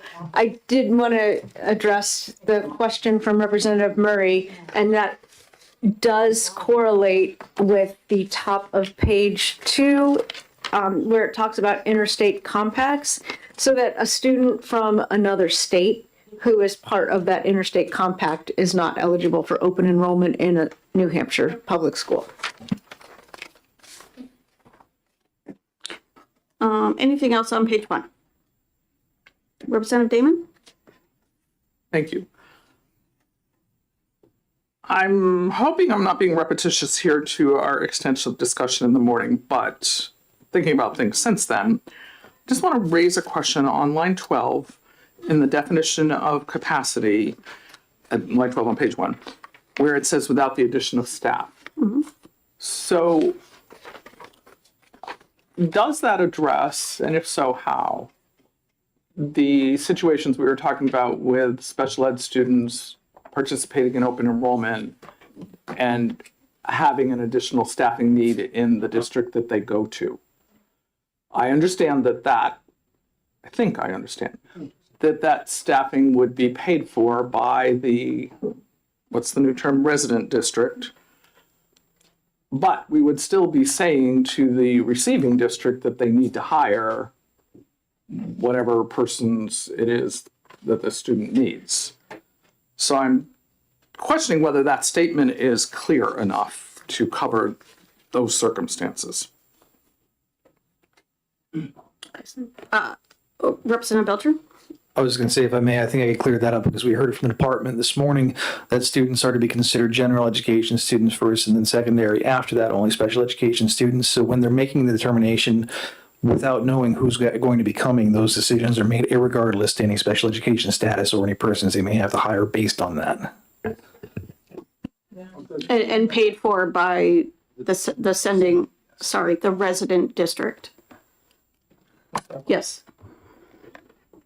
So I think you cited what she said the same as I heard it. I agree. I'm just not sure that answers my question.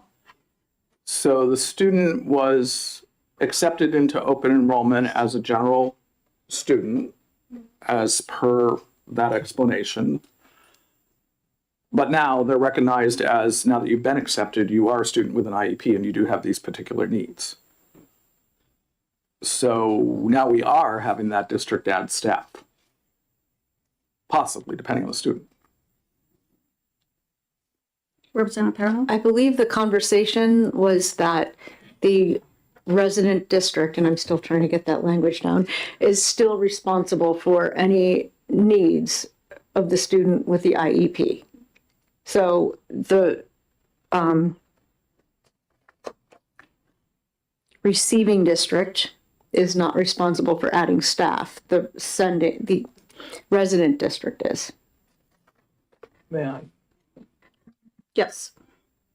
So then is that employee who is needed to meet the requirements of that special ed student, are they an employee of the sending district or an employee of the resident district? The resident district is the sending district for the purposes of this chapter. Sorry, can you do that again? The sending district has been redefined as the resident district.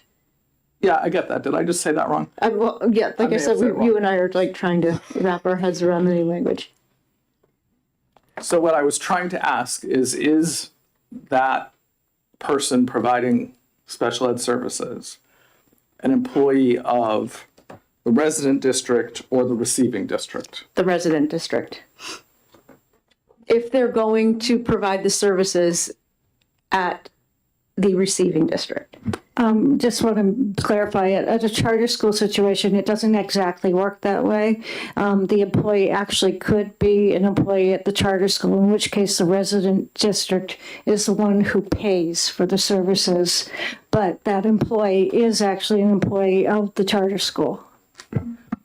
If I may, I believe it could work the same exact way in a public school for open enrollment, but the districts would have to communicate with each other to determine who was actually providing the services and how they were being paid between the two. Yeah. Just the same as that works in the charter school right now. Representative Murray? Thank you, Madam Chair. I do think that this conversation around without the addition of staff also applies to just general education in and of itself. So if we're talking about a CTE program, for example, and capacity may be such that there is a, quote, seat available in a grade or program or technical ed program, I think it says, in a public school without the addition of staff. So is that suggesting that there is no situation in which like an AP class or something like that would have to be expanded to accommodate the academic needs of a child? I mean, the point of having this in here is so that they don't accept so many students that it blows their budgets. And so that was a huge concern among a lot of our constituents. To that end, may I follow up? So with respect to that, I just want to be sure then, are we talking about, so in town meeting in March, local districts had already set capacity numbers. Does this version honor those commitments or allow that to function within this open enrollment? Like, so if schools have already independently voted and set certain, 0 students in, 1 out, 3 in, a percentage, whichever part of the language you're applying, does it allow for that conversation too? I would imagine that they did the work to figure out what their capacity is for those warrant articles that passed. What they can't do is set it at 0. So that would be the only change. They could still use the same capacity, their inbound capacity that they passed. But may I again? The current statute allows for districts to set it at 0. For outbound. Correct. This would not allow them to do that. So that would be a change to the current statute? That's correct. Where is that? No, section 1, line 7, page 1. We're repealing all of RSA 194D and reenacting it with this amendment. Yeah. Representative Belger? Thank you, Madam Chair. I just want to note for a moment that we are in the definitions section, but we are entertaining quite a few questions that are on applicability of the definitions, and we haven't yet seen how they're being applied in the coming pages. And I think some of those are going to be answered there. Representative Murray? I appreciate that. I just want to make sure because we are dealing with 194D and that is this section. And so it also becomes clear to me then, and I guess we can continue to talk about that if this is what is replacing the entire section of 194D, you're also taking away the percentage capacity. There is a part of 194D that allows a district to say 2% in, 1% out. There is that facet as well. And if we look in the blue book, you can see that it's either a solid number or a percentage. Representative Perino? If we move on to page 2, which hasn't changed from when Senator Lang introduced his amendment, each district governing body shall establish an open enrollment policy to allow pupils to transfer among schools within the district. The local governing body is still given the ability to establish their capacity. So it's not determined based on percentages. They will have to determine what their capacity is based on their own analysis. Follow-up, Representative Woodcock. Representative Pertnell, going back to the question over here, does that talk about then the zero? Remember you said you can't have, or you said you can't have zero. Would that negate that? So they establish their own policy? So they could have zero. Is that, I mean, I'm trying to, from what you just said, that's all. Representative Perno.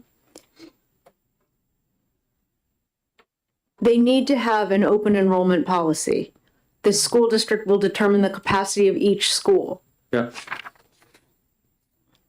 The question was, if their capacity is zero, like some places voted this year, like it's zero and They can set it to zero for inbound, yes. They But cannot that doesn't say that there. stop kids from leaving. That they will not be allowed to do that under this. And where does it say that? That line that Representative Britnell just read says they set the capacity. Yeah. I'm not arguing, I'm just saying it just doesn't say it there, that's all. Thank you. Representative Belcher? Thank you. I think I could answer that because the definition for capacity is only setting the capacity for their individual school district. It would not be some other potentially receiving school district for which capacity might be set higher. So for instance, school district A, school district B. School district A can set their capacity for inbound at whatever. Outbound, they can't set it. Somebody wants to go to B, maybe B is zero inbound. So that student could not then go there. But if it was higher than that, they could be subject to the lottery. So they can set the inbound, but based on the definition, there's no provision that allows them to set the outbound. And the absence of a provision is the absence of authority. Agree. They can't set it at zero? Well, it doesn't have to say that, but simply by rescinding what's in current law, the absence of the authority to do that takes away the ability to do that. Follow? And the first line on one, it says they establish an open enrollment. That's not absence of a policy. They're creating a policy. They could put 0 based on this. It doesn't say they can't. It says they create the policy. If I may, under the capacity, under the definition for capacity, you'll find that there is a What line is that? provision. This is first page, line 11, capacity, number of people, seats available. So it talks about how many they can take in. It's silent about how many leave because we're not granting the authority to local schools to give a number for how many are allowed to I leave. hear what you're saying. I don't read line 1, 2, 3 the same way as you do on page 2. That's all. Fair. Thank you. Representative Murray. Thank you, Madam Chair. I do have a pretty significant concern with the, as I'm looking at it further, with the repeal and reenactment of 194D, specifically with respect to 194D3, procedures for adoption and rescission limitations. And to Representative Belcher's point, I think that I would agree that if it's not stated, then there isn't a whole lot of clarity to districts on when and how far in advance they need to hold a public hearing. There's all sorts of things within section D3 that talk about how that is done at annual meetings. It specifically says that a question shall be placed as a warrant on a special or annual school district meeting, which the body shall have the final authority to adopt as a provision of the chapter. And then it further says things like the district and the legislative body shall hold a public hearing on the question at least 15 days, but not more than 30 before the question is voted on. Notice of the hearing shall be posted in 2 public places, et cetera, et cetera, et cetera. So I do think, and it also talks about places where they don't have traditional town meeting day. So I do think that this is a very substantial change. By taking some of this away, we may be putting districts in a place of with lack of clarity on what to do with their open enrollment adoption. Representative Pedernal. We are no longer giving districts the option to create open enrollment schools. If you look at line 1 on page 2, each district governing body shall establish an open enrollment policy. They have to establish an open enrollment policy. There's no other option. They are now required to set their capacity for incoming students, and the line on all of the current 194D will be repealed and replaced with this. So there's no need to for all of this, that all of the requirements that you just presented. This is now the governing body, the school board, will be establishing the policy and setting their capacity, and they're going to have to analyze how many students might potentially transfer from other schools or move into their neighborhood. They're going to have to plan ahead. Representative Murray.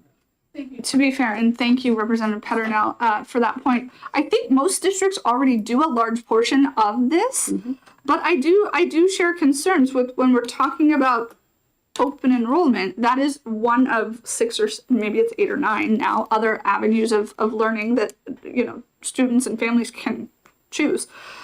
So I guess my concern is by not having any of the clarifying language in there.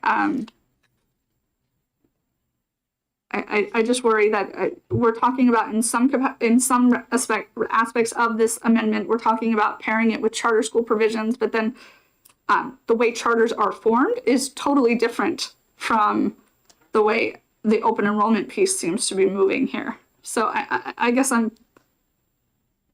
I think the point is to keep that loose so that districts have the flexibility. If they determine that they don't have capacity to take open enrollment kids in, then that's fine. They could actually set it at 0. But if we define it too much, then that takes that flexibility away from them. Representative Selig? Thank you very much. So I'm again looking at capacity and limitations and enrollment limitations and thinking about, we had 2 bumper years of students in my district where when my younger child was leaving kindergarten and going into 1st grade, we, in mid-July, had 25 additional students register for 1st grade in our district with our 2 elementary schools. So it was literally 25 kids that were not accounted for in any way. They had not been enrolled in kindergarten in the district. It was a combination of kids coming from private kindergartens and kids who moved into the district and who waited till very late to register. So we had to have emergency sessions to figure out how to restructure our elementary schools, to reallocate spaces. That's without open enrollment, right? That we had this sudden influx. So there was no way the school district could have accounted for that because they didn't know. And they ultimately figured out ways of shuffling a lot of things, increasing upper grade class sizes and doing multi-grade classes to accommodate all of these kids, and moved art classes into the multi-purpose room in order to create other classes and find additional teacher to cover this. But where we're saying they have to say these things on July 1st and December 1st. So if I'd initially thought, well, we have space for an open enrollment child in my 2nd grade classroom, but suddenly I have to change my 2nd grade classroom to a split 1-2 to accommodate these extra 1st graders, then I don't know how this is going to serve the kids in my district that I'm required to do if I'm now exceeding room capacity and maximum class size, because I said July 1st, I thought we had space for your kid. I've accepted them based on all of these rules, and I now no longer have capacity for any child, right? Let alone the ones that were there for open enrollment. So I'm trying to understand how that will play out into various things, because that does happen through certain waves. The other thing that I'm concerned about is we have a unique program within Oyster River because the University of New Hampshire is a non-tax-paying entity that uses a huge amount of town services. Students who attend Oyster River High School specifically, who are residents of the 3 towns that and the 1 town that tuitions into Oyster River through the CATS program, are allowed to enroll junior and senior year of high school in 1 course per semester at the University of New Hampshire at only the registration fee and no additional charges. And it's basically to offset the major tax impact on the community. So does that mean that the open enrollment kid who we accepted in gets that, or they don't get that? And am I then distinguishing and saying, well, you can have this program, but you can't, even though you're both now at the same high school? How do I determine who's eligible for this special program that's for the residents of our district versus the open enrollment student who's come in? And how do I make sure that there's parity with all of that based on the way this is written? So that's, I don't know if you can answer those questions, but I don't know how, and that's why I was hoping someone from the department would be here so we could figure some of those things out. Representative Freeman? Thank you. I heard what Representative Selig said. Representative Selig, don't we have a dual enrollment program in this state? We have a dual enrollment program with community colleges and where high schools have someone, pardon me, I'm sorry, Madam Chair, may I respond? Yes. Sorry, okay, I apologize. I'm interested to hear what your understanding of the dual enrollment is. I know, but I realized I Mine. needed the chair's permission to Yep. respond, and I recognize I need to follow protocol, so I paused to request that permission.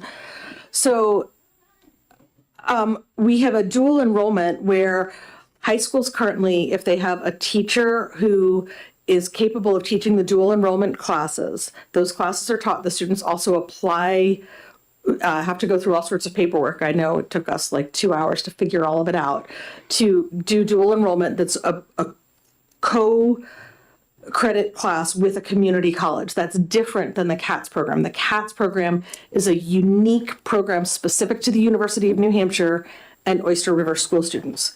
It's not statewide program. It is, and I don't know if Keene has something like that or Plymouth too.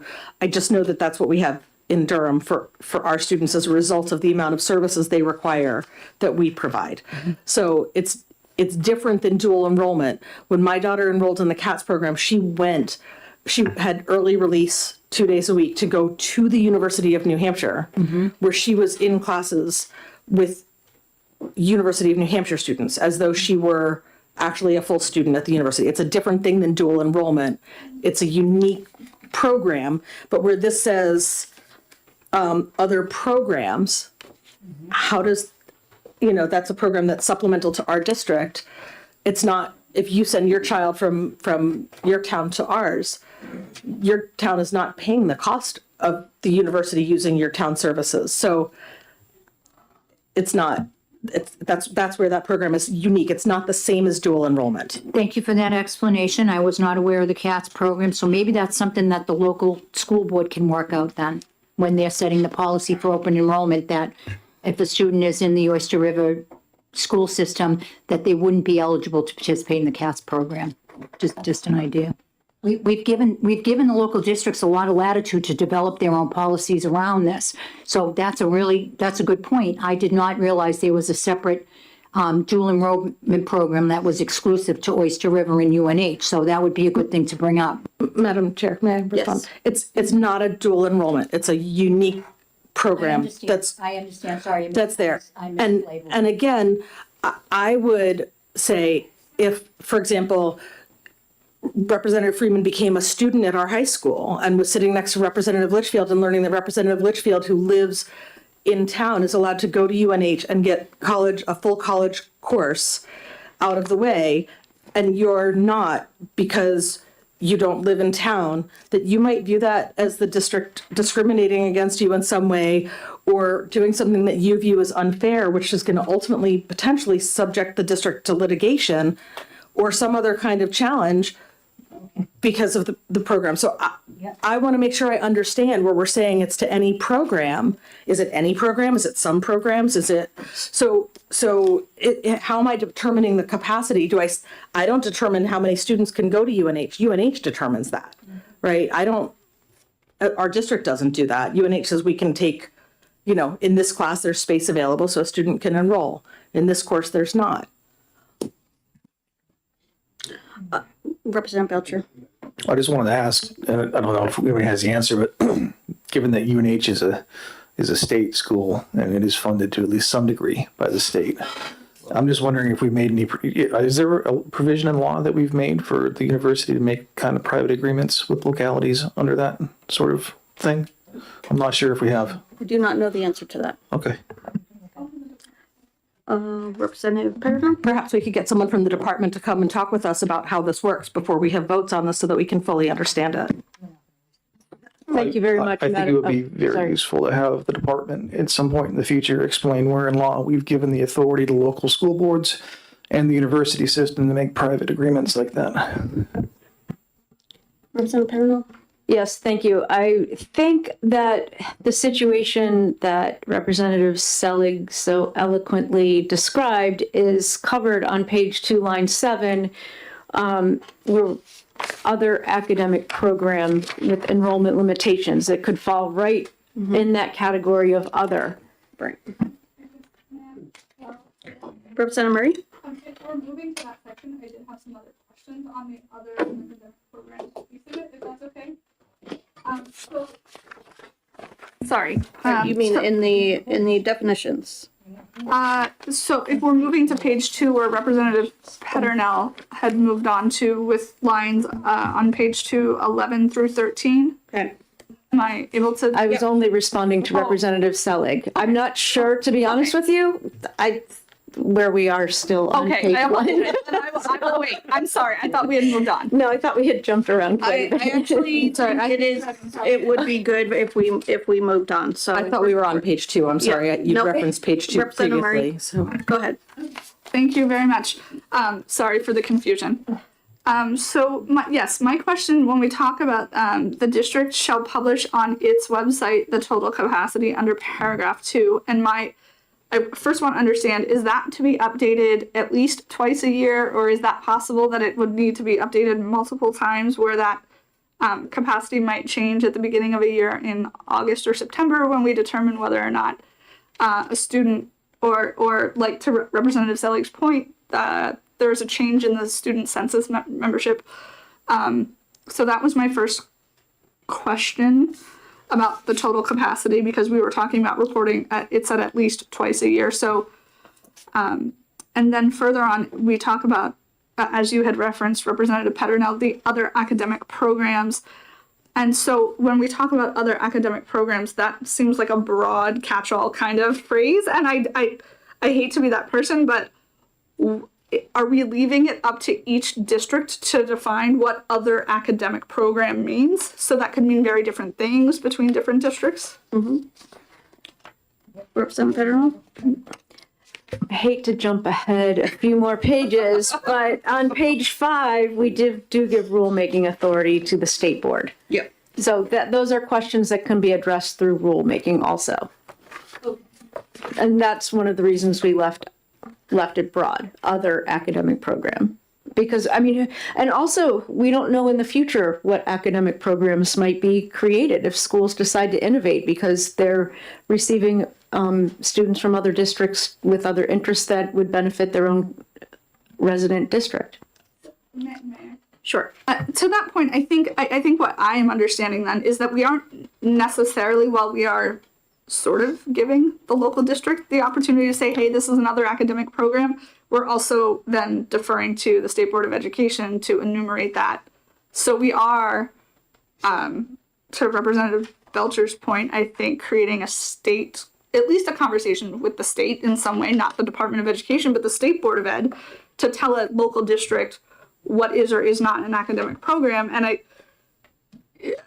Representative Noble's position was that it could mean very different things. So if it is going to be enumerated further under the rulemaking process, great, but the way I see it right now, it's kind of confusing. I don't find it confusing. Is there any other questions on this section? I'm sorry, page 2. We're on page 2. Oh, I actually, let me point out a couple of the changes that we made on page 2, because I don't think we got to there yet. I know, we need to get this moving along. Okay, on line 19, we crossed out district operated open enrollment and changed it to public. So a parent may apply to any public school within the state on behalf of a pupil. Down on line, is this the same? Sure. Sorry, thank you. So any public school, but not any public charter school. So if I live in this district and there's a charter school that appeals to me that's on the other side of the state, I can't do open enrollment to that public charter school because it's a charter and not a public school. I'm just trying to make sure I understand the distinction fully for that. Yep, that would be correct. It would be just like they would today, applying to a charter school. And it's under a different chapter in the law. Question. There are 2 schools that are under like a public private partnership, Pinkerton and Co Brown. How would this apply to them? we discussed that one? That one I'm not actually sure about, so we'll have to get back on that.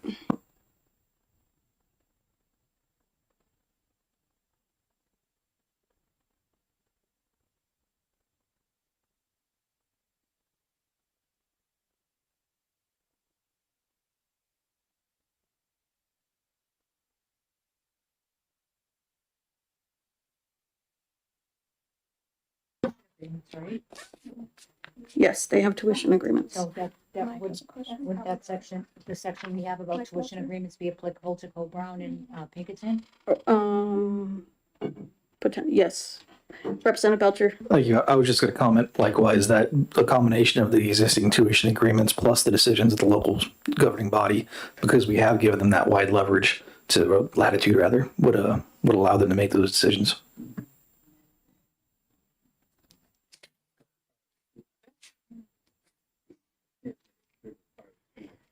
With the tuition agreement. Okay. Let's see. Representative Murray. Oh, sorry. I heard it. Yeah, I have the next. I'm just pointing out like a couple of things under Roman 10. So we added on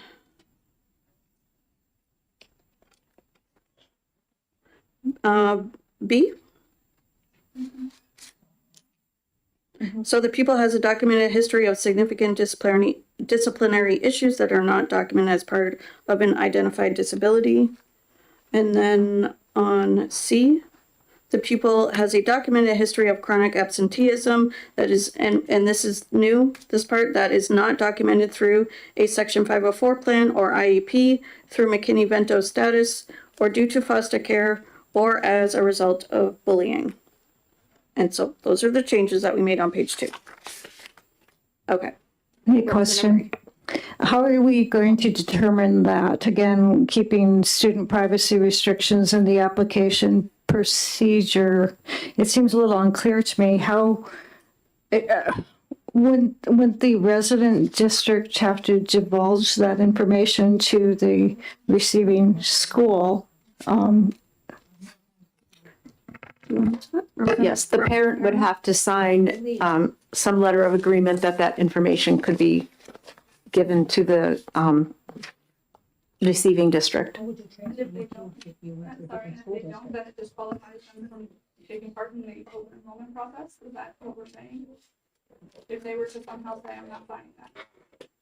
Well, the way I think it would work is that the student would apply, be accepted in some way, and then that information would have to be transferred to the district. And then they might say, you've had too many unexcused absences. You've been truant, like we can't accept you into the open enrollment school. I guess. We're talking about public schools. We're not talking about charter schools. We're not talking about any other thing. So I sincerely worry that we are setting up a situation in where we are denying a child who, yes, okay, could be McKinney-Vento, that their absenteeism is related to, and I see that that is an exclusion here.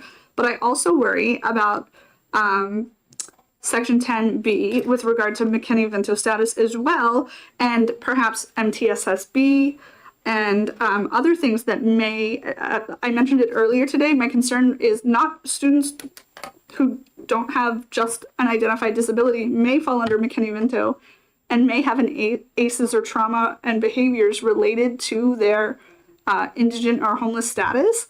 And so I worry that we're creating an opportunity to miss a cohort of students who, yes, maybe there's behaviors, but they're not necessarily related to IEP needs, but they're related to some other facet of their insecurity, whether it's housing or something else. So that's my first concern with the way this is drafted there. And going back up to line 20 around applications which may be made on behalf of eligible pupils to more than one school. I know that's also in the other version. Yes. And my question is, if students are applying to 4 schools, let's say, and they have technically gotten accepted to all 4, is there a drop date which they have to say, okay, this is when you need to make your decision, like a college enrollment process or some other? Yeah. Yes, there would have to be, and that would get worked out through rulemaking process. Okay. Rulemaking. Okay. So, sorry, Representative Damon. Thank you. So I just want to clarify on the same section 10. It seems to me that the student or student's family would apply for open enrollment, and this need to share information would become apparent if the student was denied enrollment. If they weren't denied, then they go into open enrollment, they're all set. But if they're denied, then it is when the parent would be asked to sign a release to share information. Right. So I think it may have been stated a little bit differently before. You'd have to be denied to be asked to share information. You wouldn't have shared that information at the get-go. I mean, why would you? May I? Representative Freeman? Thank you, Madam Chair. Representative Damon, I think that's why this will be in rulemaking, as well as allowing the local districts to develop their own procedures around this. If they decide that they need to have information about the student before they approve an application, they would still have to follow what's been spelled out in this statute. And rulemaking as well, they can also tack down on this a little more, but you did make a very good point about that. Will we put the cart before the horse? What should we do first? Should we just let them go through the process of approving the application, then getting the information? Or I think that probably will fall on rulemaking and the local school district. We don't want to be too prescriptive with this because every district is individual. They have their own individual needs, wants, and ideas about how they would like to handle this. So, but you make a very good point with that. I respond to that. Representative Damon, yep. Thank you. I would be I appreciate the explanation and perspective, and I would be very concerned if rulemaking allowed a district to ask for this information before they processed an application for an open enrollment. Why are they asking preemptively? What are they looking for or looking to screen? It feels like a slippery slope to discrimination. May I, Madam Chair? I don't disagree with you, which is why I think deferring to rulemaking is probably the best of all worlds. They would know what the liability of the issues might be concerning that. Representative Pedro. Thank you. Representative Damon, I do agree with your cart before the horse or horse before the cart, whatever it may be. I can't say we've thought of every single twist and turn possibly, but I do, when I look at lines 15 through 18 on page 2, denials and the reason for each denial need to be reported to the Department of Education. So I think that within this amendment, there are several safeguards in place that would prevent against discrimination. Representative Murray? Thank you, Madam Chair. Yes, so I am still concerned that we inadvertently are setting up, it's my understanding that still for students who do not fall under the special education cohort of learners, it's my understanding that transportation is still the responsibility of the parents, correct? No. I'm sorry. We changed it in the amendment. What? We're getting to that part. We haven't gotten there yet. So, and I will hold that thought, but it does sort of go into my same concerns about McKinney-Vento and whether or not somebody has access or agency to transportation. And so. I'm sorry, could you repeat that, please? It's okay. I was just, my concern was still if I know we're moving on to that part. It does relate to the McKinney-Vento status and whether or not somebody has access to transportation. And so was not clear. It was my understanding that when Representative Lang brought in the First Amendment, that it was the responsibility of parents who did not fall under the special education cohort, that transportation was the responsibility of the parent. That was my understanding.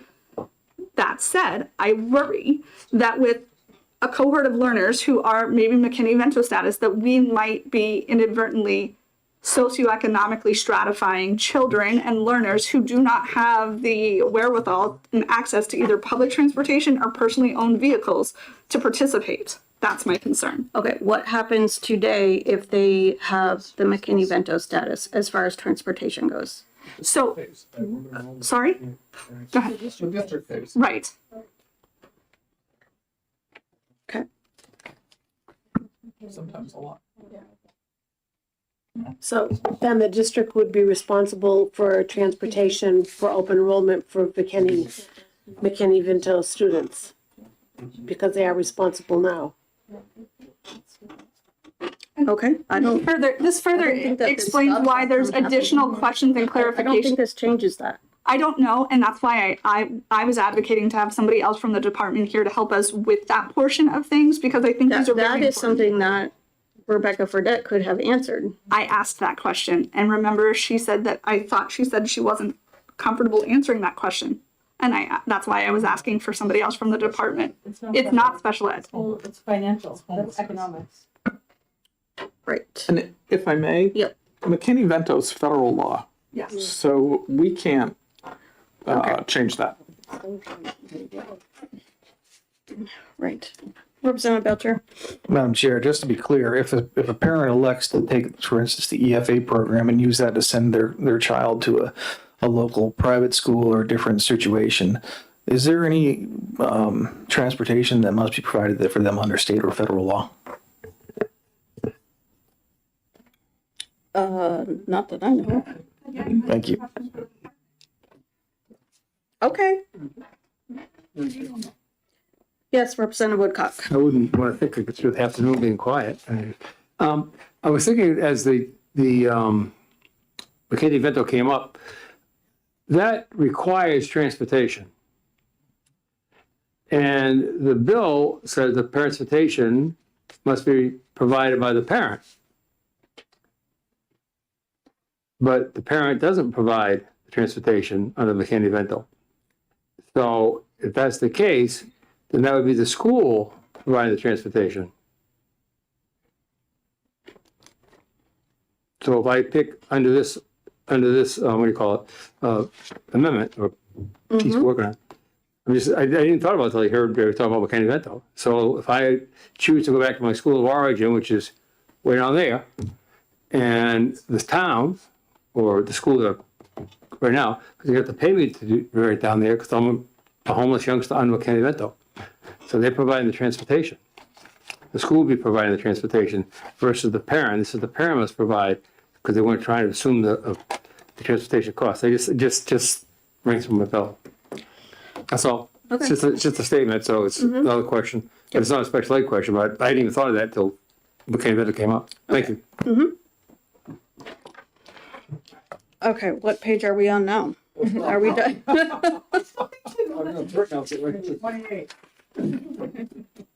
Representative Selig? Thank you. So I understand that, looking at page 2, that each district identifies how they're going to apparently establish this open enrollment policy and this open enrollment application. So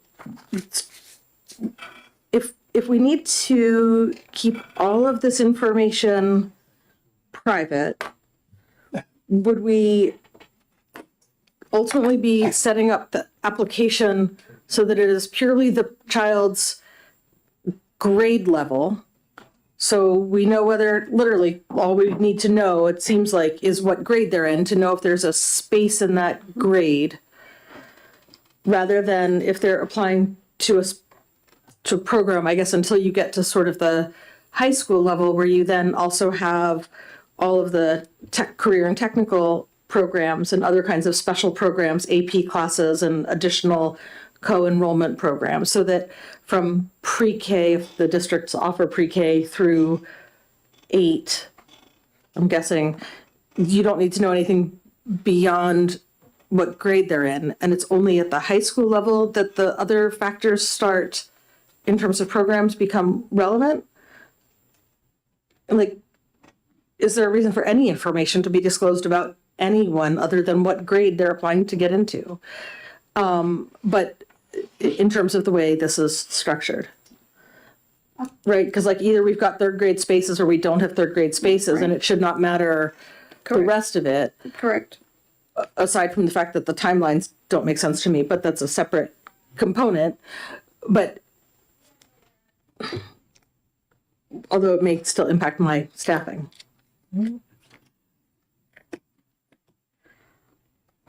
I think I'm struggling with everything that you just said. Okay. So, yes, they're going to apply based on if there is a space. And you're not going to tell them, my kid has an IEP or a 504. But I'm also not going to say my kid has a disciplinary problem, right? Because why would I disclose my kid's had a disciplinary problem, and the district shouldn't be allowed to reveal that either. Right, but at a certain point, they're going to have to share information, correct?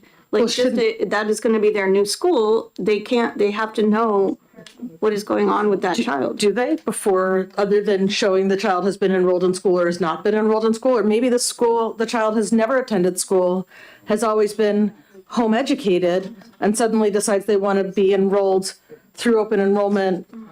I'm sorry, I'm making sure I'm using home educated, not homeschooled, but they've been home educated and decide because they're 12 that they want to attend middle school at the Belcher School District because they heard it has a good hockey program, and they want to go work for the, be part of the NFL, and they're not NHL, and they are, sorry, I'm just trying to, so they're going to register from, but there's no records of them having been in school because they've always been part of the home education, so there's no record of anything, right? So there shouldn't be any more concern, and does the Belcher School District need to know that the kid's a hockey kid and wants to go there for hockey versus wanting to go there because they actually have a French teacher and none of the other districts do?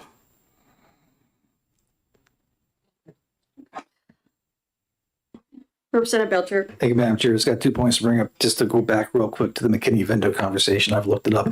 The specific language under federal law requires paid transportation to their origin school district, which aligns with resident school district under this law, which would not require, just like an EFA or a student going to private school, it does not require transportation if the parent were to elect attending a school in an open enrollment status outside of their origin district. I would also note a lot of the question that we've been having about the possibility of discrimination or how much information do we need. This is a very classic conversation about whether or not these kind of issues should be done blind or not. The trouble is you cannot create a blind system where the receiving district is going to have any option to prohibit somebody, for instance, with severe behavioral problems coming. And if you do allow, or if we do override local school districts' ability to prohibit real behavioral problem students from coming in, we simultaneously create an extremely perverse incentive for sending districts to try to hound out any behavioral problems they might have. And we can't do that. Representative Murray. Thank you, Madam Chair. I still think that with respect to McKinney-Vento status, I am concerned that we are leaving out a cohort of individuals who, through no fault of their own, are financially insecure, housing insecure. And though I have never experienced housing insecurity, I have experienced financial insecurity as a young child of a parent with single parent working. I would hate to see that a student wouldn't have the opportunity to participate in a program if you are saying the way your interpretation of McKinney-Vento is that it is only the district of residence that receives the ability to transport a child. So may I finish? Yeah. Would it then, I guess this is my question, maybe this is the question for the department, would it then be the district of residence's responsibility to pay for transportation for that student that is McKinney-Vento status, who would want to then avail themselves of an opportunity? I don't know. The way I was looking at the federal law, it did appear to me that it says, it was very clear. It says that districts to provide transportation to and from a school of origin or experiencing homelessness to eliminate barriers to education. How do we get to that place where that barrier is not there for them and it is explicitly stated somewhere? Representative Belcher. Thank you, Madam Chair. And I much appreciate the sentiment, and I would love nothing more than to genuinely solve issues of poverty and homelessness and all these things. But what's before us is a specific educational policy trying to open up options for people. And just to take that and turn it around, this is not a bill about do we leave these students behind. This is a bill about do we actively cause government to stand in the way of parents who want to make a choice. Thank you. Representative Damon. Who's calling? Damon? Oh, sorry. Thank you for your grace. You're welcome. Thank you. So before I bring up the question that I have, which moves to a different topic than transportation, I would say that two things can be true at the same time. And Representative Belcher's remarks that this is a bill about giving parent, and help me if I don't paraphrase accurately, giving parent opportunity to benefit their children. It could also, at the same time, be a bill that prohibits opportunity, for example, for a McKinney-Vento child who simply does not have transportation capacity, because essentially, if we don't provide transportation for those children who are McKinney-Vento status and would like open enrollment, they will not be able to go. Those folks do not have those resources. That's not a question, I'm just giving my opinion. My question, moving on from that, is do we have a definition in statute or somewhere of what the meaning of significant disciplinary issues is? And similarly, do we have a definition of chronic absenteeism? Representative Pedernal. Thank you, Madam Chair. I have 2 points to make. Number one, Representative Damon, we do not have a definition of disciplinary issues. However, I will point to line 25 on page 2. Applications for open enrollment may be denied. That doesn't mean that they have to be denied or that they shall be denied. It means that the school may deny enrollment for these reasons. And I think, again, that leaves it up to the local governing body to create a policy for certain situations where they may or may not deny admission. And that might also be something that is left up to the Board of Education when they work with the rules. And as to the McKinney-Vento, the department has dispute resolution protocols. And in that dispute resolution, it says districts that make determination on eligibility, enrollment, or school placement for homeless students that conflict with the wishes of the parent or student involved are required to provide notice of the determination in writing to the parties involved, along with instructions on how to appeal the decision. Students are entitled to remain in their school or choice with transportation until the appeal process has reached conclusion. Those students and parents have wide latitude to advocate for themselves under McKinney-Vento, in my reading of that. Representative Damon. Thank you. So on the question of leaving the interpretation of significant disciplinary issues to local control, while I generally very much respect and appreciate the value of local control on ever so many topics, I think that creates a very uncertain terrain where a child with a set of behaviors in one district is not defined as having significant issues, and the same exact situation in another district is perceived differently. I don't think that creates a very level playing field. Representative Murray. Thank you. I do just want to bring up this conversation as well because McKinney-Vento also says that it is under federal law, it requires the transportation to be reasonable in length. So a pupil's time on a bus. And I think to your point, Representative Peternell, there does become a conversation about, you know, potentially getting into that sticky litigation place of like whether or not a pupil's time on the bus is reasonable to then avail themselves of a program. And do we get into more of that dispute resolution area because we are creating this whole yet another sort of avenue of enrollment options. So I just want to put that out there that there is federal law that speaks to specifically what reasonableness is. Whether or not a student is on a bus and for how long. And it also requires transportation to and from extracurricular activities sometimes. There's a whole bunch of other things that it requires. Okay. Are we moving on to page 3? Yes, please. It's hot in here. Madam Chair, as I was returning from down the hall, the officer told me that he's requested fans for us. He recognizes that the temperature goes up with the door closed, but also because of volume issues. So he's put in a request to see if they can get us some fans, but it is unclear if that's going to be possible. But he wanted to make us aware that he's trying on our behalf to help us be comfortable. Great, thank you. Okay, page 3. Line 13 was added. Number 4, a student residing in New Hampshire with one or more parent or guardian who is on active duty, active military duty, regardless of the physical location, place of residence of the active duty parent or guardian. And that is under the section for the lottery. And,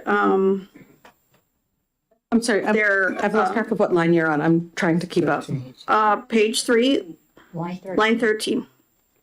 And this is under the lottery. Establishing preferences in the lottery. It just adds active duty military in there. A couple more places where we changed sending to resident. And then on line 25 in the new amendment. This is where it says a parent may provide transportation to a bus stop on an existing route unless otherwise determined by an IEP or section 504 plan. So that line was added. Further down, there was on the old amendment, on line 28, you'll see there's a C and then it had a little weird and E in there. That E was not supposed to be in, neither of those were supposed to be in there. So that was crossed out. And those are the changes on page 3. Yes, Representative Woodcock. Sure. Yep. I'd like to go back to line 7 and line 9 and specific to the military service under line 13. If it's conducting a lottery, if you're conducting a lottery, that's non-discriminatory. So it means it's not segregated, non-selective. It's an open lottery. Then if you allow the school board to make a policy establishes preference in the lottery, then it's not an open lottery if you have a preference. It's not a lottery for all children because you're saying this has a preference. I don't know what that means. It means if it means a definition that they aren't in the lottery. I'm not suggesting they should be in the lottery, but they're not in the lottery, then it's not a preference for lottery because they're not in the lottery. So it's not non-discriminatory, it's discriminated against students who are in the lottery, actually. And when we're down to the paramilitary piece, I think there's no regulation that takes care of that anyhow, but that's the one that raised my interest. But in either case, I'm not suggesting any of those 4 or 5 reasons aren't reason to be excluded from the lottery. All I'm suggesting is you don't have a non-discriminatory lottery when you've already discriminated everyone else in it by taking these people out. And it's not open and transparent if they're not in the lottery, if you call it a lottery. just making a statement of how I read it. Yep, Representative Belcher. Thank you, Madam Chair. And I don't exactly disagree, but I just want to go out and say I don't mind positively discriminating on behalf of children of active duty military who bounce around a lot to make sure that they get in first preference.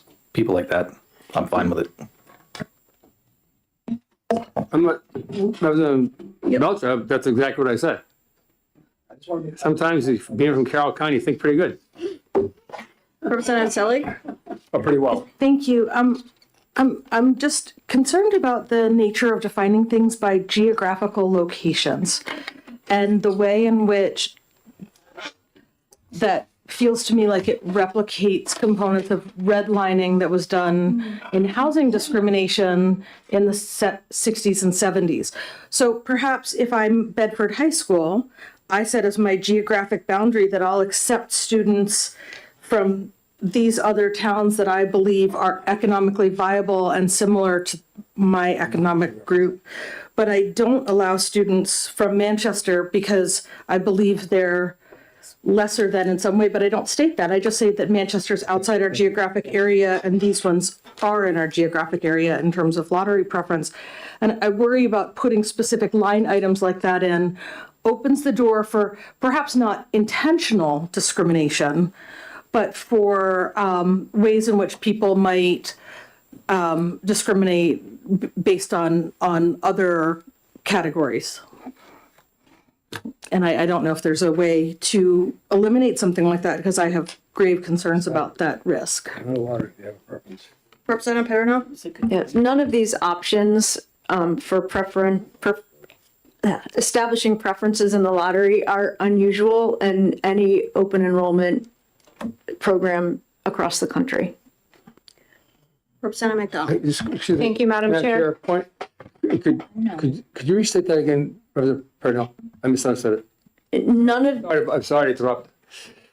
Go ahead. I certainly want to make sure you hear every word I say, Representative Woodcock. None of these preferences are unusual for any open enrollment program established across the country.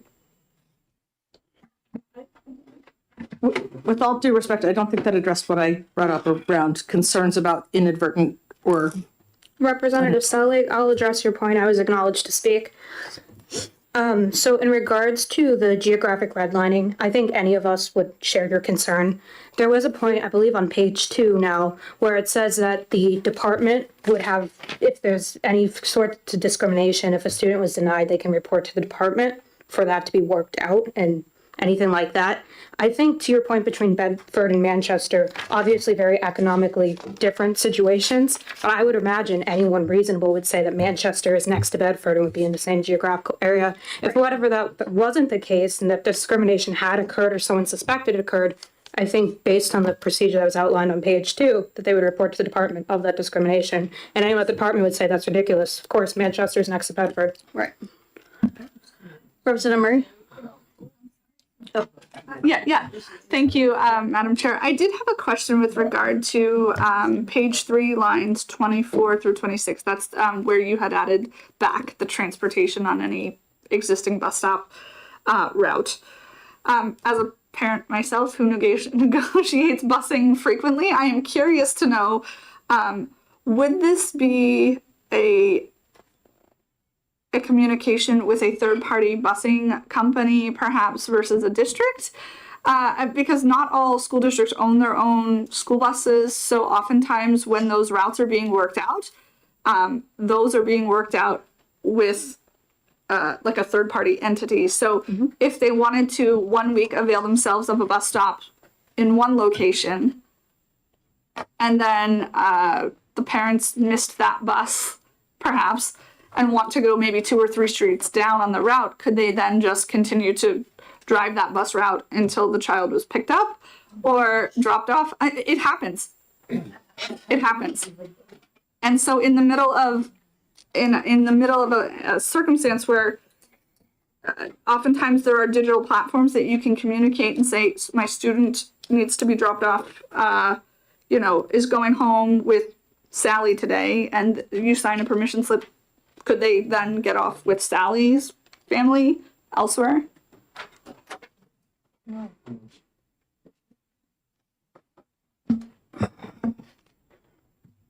I believe, Madam Chair. Go ahead. I just was reading a local school district's policy on transportation. And the parent was only allowed to require a change, I believe, don't quote me, but it was like once a year. And there might be room for something occasional, but that's not the norm. And I believe that's in the interest of the child's safety so that everyone knows where that child is being picked up and dropped off every day. I think what you're asking would fall under the policy of the receiving district local board in terms of transportation. So it could then, in fact, be a third party that they're entering into that conversation with, because it might not be the district necessarily. The district is to provide parents with information regarding transportation options. And that may be a third party then. That's what I'm saying. Because if the district doesn't own their buses, that conversation would then leave the district. District would say, yep, hear you. Here's the bus route for our district. Here's the phone number. Talk to XYZ busing company. Is that what I'm understanding? That is not what I understand. I mean, you get your bus routes from the school district. At least in my school district, we heard what the bus routes were every year. Sometimes they changed from the school district, not from the bus company. I guess, but this is for a non-resident who is choosing a bus route along that path. Am I understanding that correctly? What I would imagine would happen is the receiving school is going to give that parent information about what the bus routes are, and they would determine which one they would use at that point. Okay. Yes, Representative Woodcock. Back to Representative, with all respect to Representative Pertnell. I understand that your comment about my concern with the lottery spoke to the issue of other states doing that other open lottery.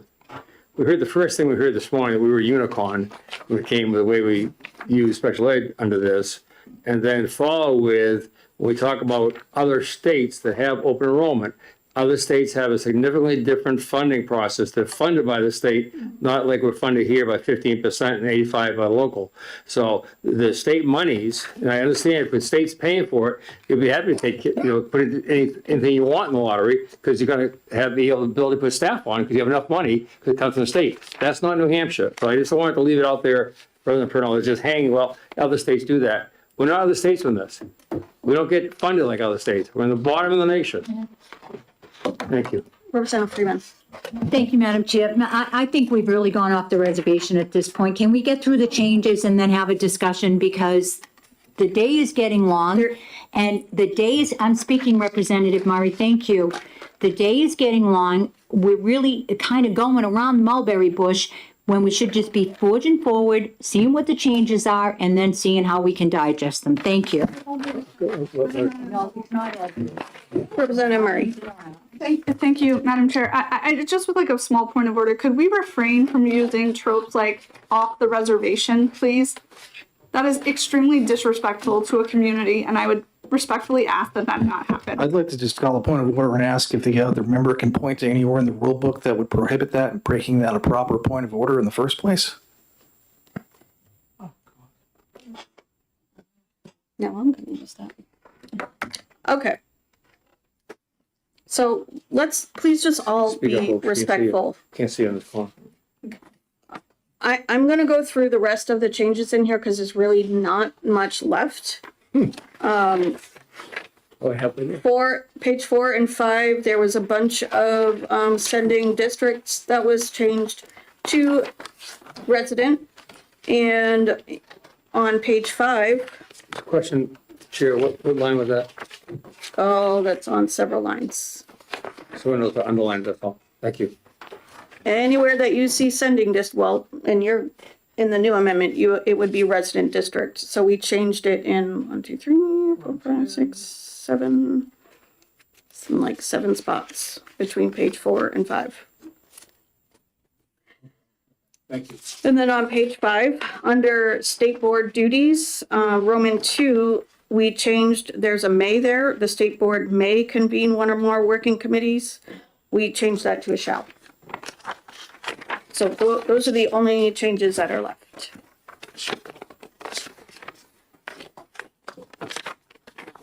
Representative Terry. So if you've gone through all the changes, Madam Chair, would it be appropriate now to move into executive session? Would it be appropriate to request that we move into I mean, I executive think we session? can take a couple more After- questions for, we're not going past 2:30 though. Literally We're gonna two need more? to caucus before we do that. So are there any more questions, page 4 and 5? I think we were done with 3. Representative Damon. Thank you. My question's actually on page 3, line 18, 19. I actually have 2 questions, but this one, I just want some clarification where it's referencing an open enrollment pupil shall maintain continuous enrollment in receiving school without requirement of reapplication, which is clear. However, I'm not certain whether that stands if there's a change in capacity. So you enrolled a student in whatever grade level, 5th grade, say, and by the time they're entering 8th grade, the population of the resident community has changed. Receiving community, thank you. And they have a bigger enrollment from the community where the school is. Does this open enrollment pupil continue to have continuous enrollment when at this point it may be requiring additional staffing or some sort of restructuring? And I'm truly just asking this for clarity. The way that I understand it is that, yes, they will have continuous enrollment. They're not going to be kicked out if. Because continuity matters. Yes. And Representative Woodcock. I think early on, some of us had that earlier dialogue. And to follow up on Representative Damon's comment, I think the line she cited talks about the intent of not having the person reapply every single year. But it does not negate the question we had from Representative Lang last week that talks about exactly that. When a school population changes capacity, then there just isn't any more room for that youngster. What happens to the townspeople who moved in? And Senator Lang said, then they have to go back. And I'm not suggesting that's fair or it's correct, but there's nothing in here that says they have to go, that they can stay or go back. There's nothing that hasn't been identified. The part that Representative Damon reviewed, from my perspective, talks about they only have to do an annual enrollment. And we talked about that at the last meeting, and that solves that problem. Because that was the question, do they have to reply every year? And that's a response to the annual enrollment. That is not a response to what happens to youngsters when they lose capacity. The only thing we have on the record from losing capacity was Senator Lang said last week was, nope, send them back. There's nothing here that makes anything, even in the lottery, I don't see it in the lottery as an area of option. Yeah.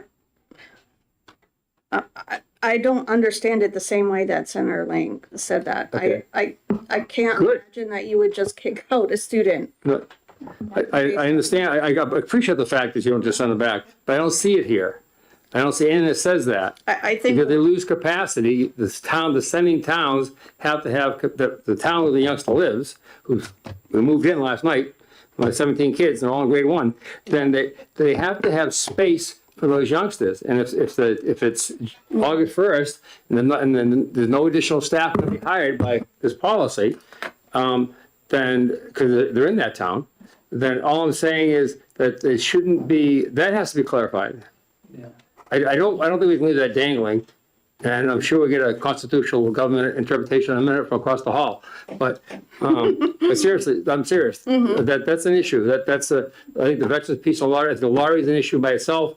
And I think that's particularly that once a youngster enrolls, there should be something that says once you're enrolled, you're safe. I mean, there is something that says that. And where is that, if I may? Line 18. Excuse me? On line 18 on page 3. No, that just says you don't have to make an annual enrollment. You don't have to reapply. Because it's called a reapplication, the requirement of reapplication. Anything about that? Representative Belcher? Thank you, Madam Chair. I don't need to go to the Constitution yet. Just within the text of the bill, The capacity definition is only for expansion and adding new incoming students.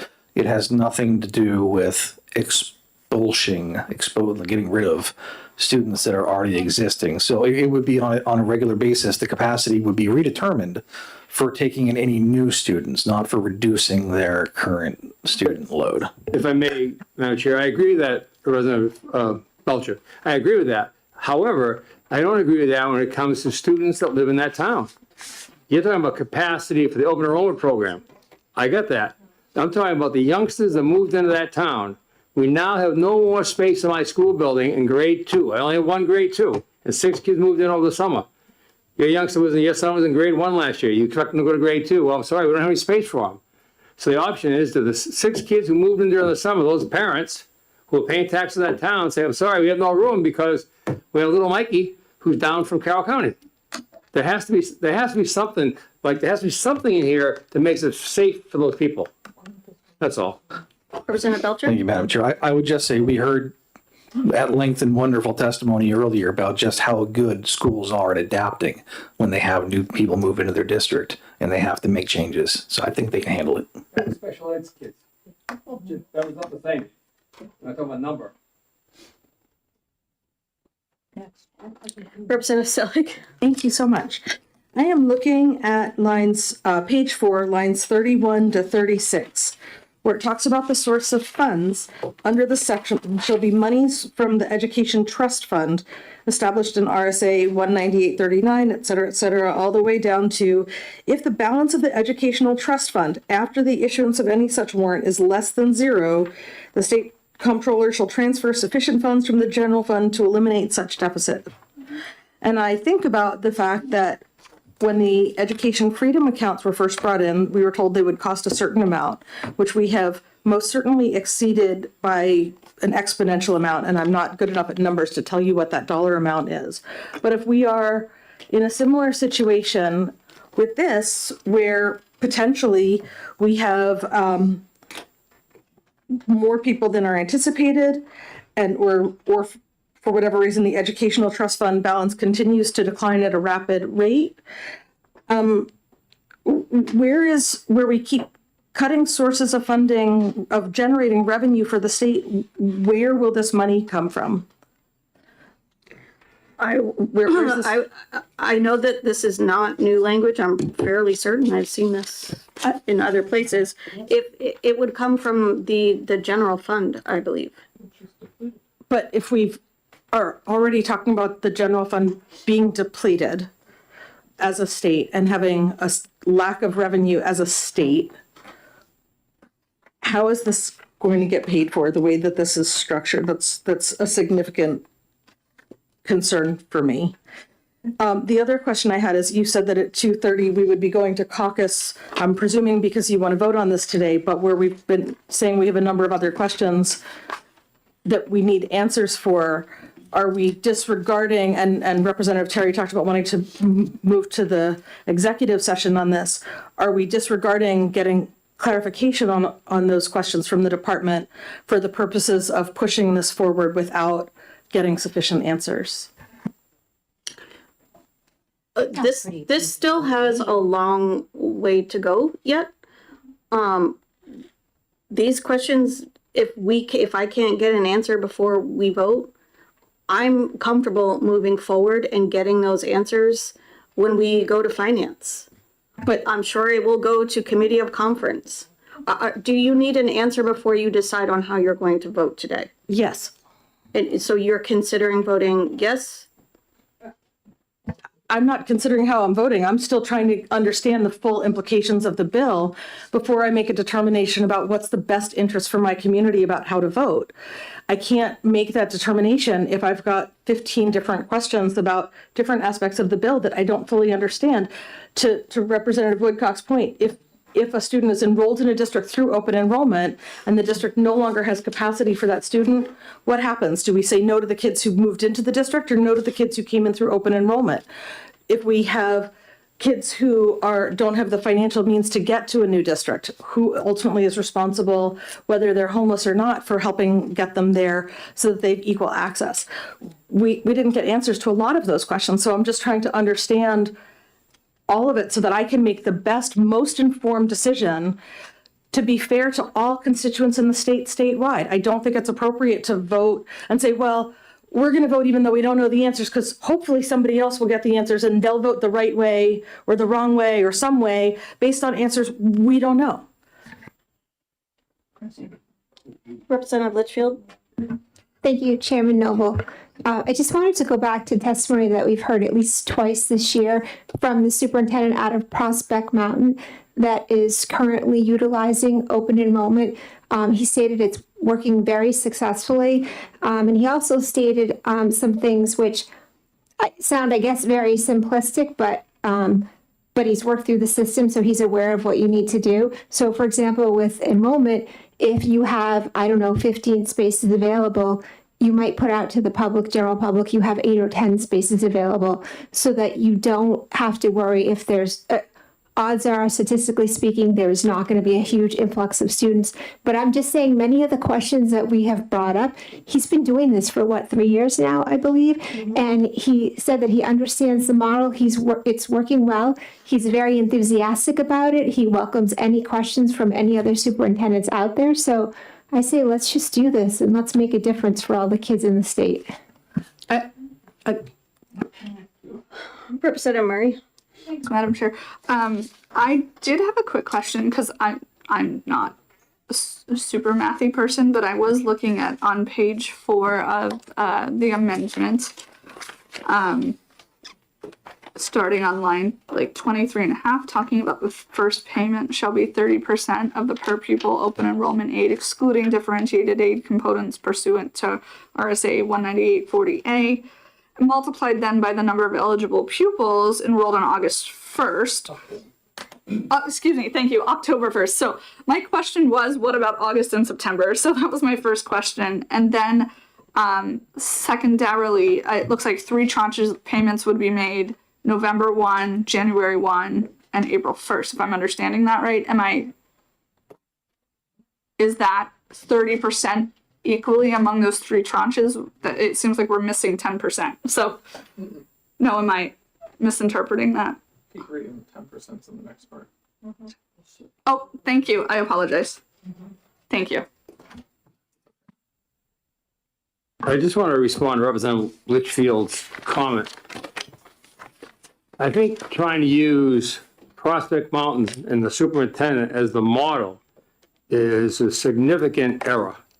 You're talking in a small school system, you're talking about 2 buildings, you're talking about a school system that was almost bankrupt and had plenty of open spaces. And they're using the current model of 80% of per average cost from the town that you're coming from. So instead of getting their $7,000 to $8,000 to $9,000, $10,000, they're getting $20,000. This was a great catch for them. It was a smart move on his part. But one superintendent and the other one in Franklin, 2 in the entire state. There's a reason the entire state superintendents association hasn't gone for this yet. That was a specific case there. So to use that as the model and say everything's working there in Prospect Mountain, it's working because they have plenty of classroom space and they're getting thousands of dollars, which is not going to do. But to the other point of what was said down here, I do have concerns, Madam Chair, that this amendment, which replaced all, came today. I don't have a problem with that. It's fine. And you did a nice job going through it, just a few hours looking through it. But that being said, we spent 4.5 hours or more last week on the previous amendment and comments, and this is all the stuff I had from last week and read for the weekend. I think we're going to be talking about that today. So I do think there are some questions that were here that you did a hell of a job correcting, and this is correct most of them. But there's still outstanding ones, and I think they should be. This is too powerful a piece to just particularly say, okay, we'll move it today for today's sake. That's just my comment, but thank you. We are moving it today because we're on a deadline. That's right. And we're going into caucus right now. We will go into caucus right now. This amendment before you go caucus. Oh, yes. Oh. Is caucus? Yes. Sorry, Representative Damon. is gonna talk Thank you, about Madam the- Chair. I appreciate the opportunity. So you all have in front of you a completely different amendment. It is number 1455. Comes forward from myself, Representative Balboni, Representative Hall, and Representative Cornell. And it is a revision of what was House Bill 1280 that has a purpose of creating a commission to study public school open enrollment. I'm sure you don't all have the details of 1280 in your head, but succinctly put, we reduced the size of the commission from about 25 members, if I remember correctly. This is 15 with a quorum of 8, simply by having fewer, like there's 3 school superintendents instead of 2, and not as many legislative members, et cetera. I won't read it to you. We did add a charter school administrator and a special education director, which we should have included originally.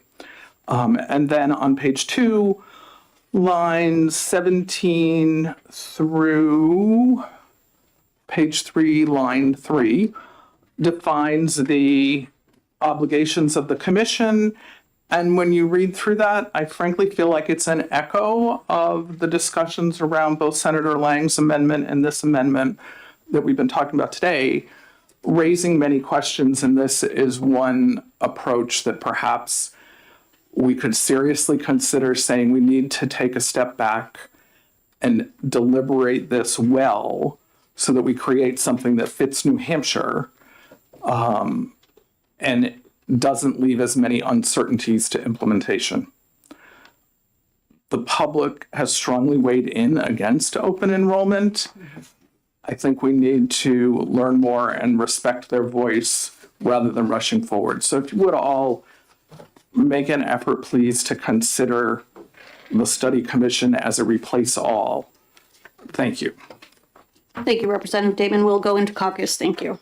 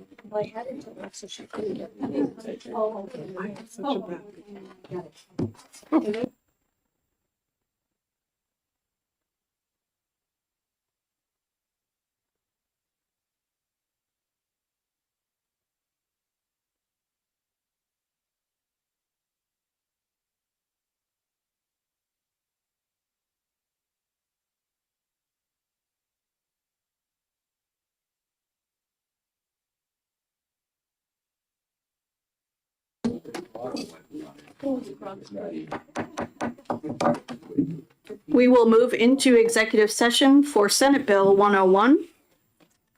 I recognize Representative Belcher for a motion. Thank you, Madam Chair. I would move on to pass on SB 101. A second. Discussion from Representative Thank you, Belcher. Madam Chair. May I introduce Amendment 2026-1451H with an ought to pass recommendation. Second. Discussion from Representative Belcher. Yes, thank you, Madam Chair, and we've said a lot already, so I'll keep it pretty brief. This legislation, in my eyes, is fundamentally another parental choice and school choice piece of legislation that we are taking up to break down barriers, geographic barriers that would allow students to cross the district boundaries and attend school elsewhere if they and their family believe that is the best option for them.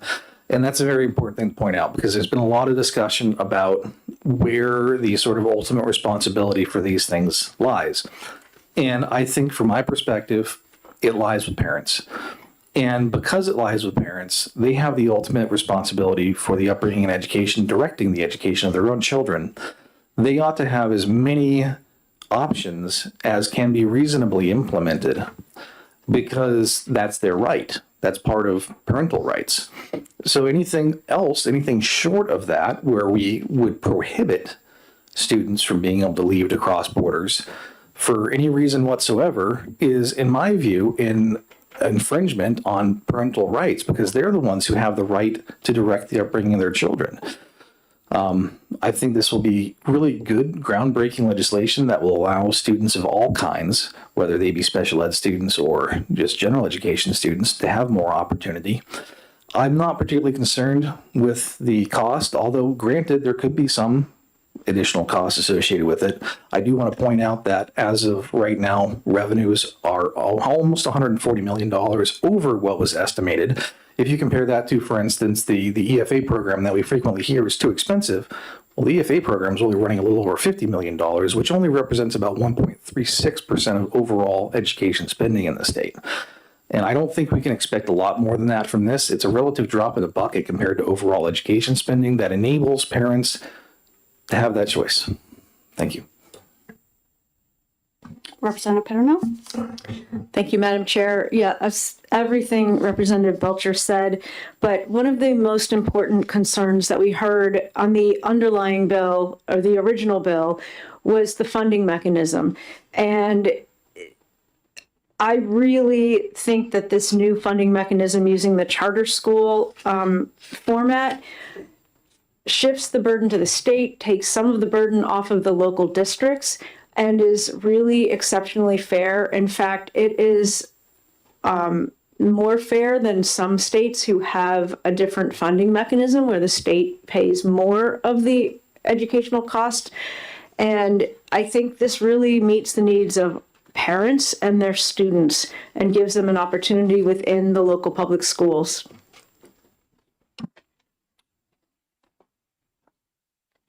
Representative Balboni. Thank you, Madam Chair. Speaking from the minority here, we really feel that this isn't really specific to parental choice. I mean, there are a lot of opportunities out there where parents can choose options for their children and where to go to school. We feel that there are way too many unanswered questions still, and this is a major policy change to public schools that we're rushing through. We've already heard there's a ton of questions that have not been answered yet in regards to capacity, special education, transportation, economic equity, and funding mechanisms there. And our constituents have spoken. The 104 school districts had the open enrollment article on the ballot. And of those, 81 passed, allowing some students in and no students out. And another 12 were no students in or out. I mean, this is what our public is telling us. In combination with that, and an online testimony, we had 2,173 people that are opposed to this bill and only 75 in support. In regards to using the charter school model, we have heard that that doesn't work here in the state for special education. There are a lot of complications with it. And moving forward without having even those basic questions answered is premature. In terms of funding, we have got no information on that as well as how that's going to work. So, and because of all those reasons, the minority will not be voting in favor of this bill. Did you have, okay. Okay. Madam Clerk, the motion is OTP on the amendment. Okay, question is on the adoption of amendment 1451H. You ready for the question? Okay. Vice Chair Pettinell. Yes. Representative Terry. Yes. Representative Hill. Yeah. Representative Belcher. Yes. Representative Freeman. Yes. Representative Litchfield. Yes. Representative McDonald. Yes. Representative Nodder. Yes. Representative Nadeau. Yes. Representative Cornell. No. Representative Murray. No. Representative Woodcock. No. Representative Damon. No. Representative Balboni. No. Representative Selig. No. Representative Kluger. No. And Representative Snodgrass. No. And Chairwoman Noble. Yes. Okay.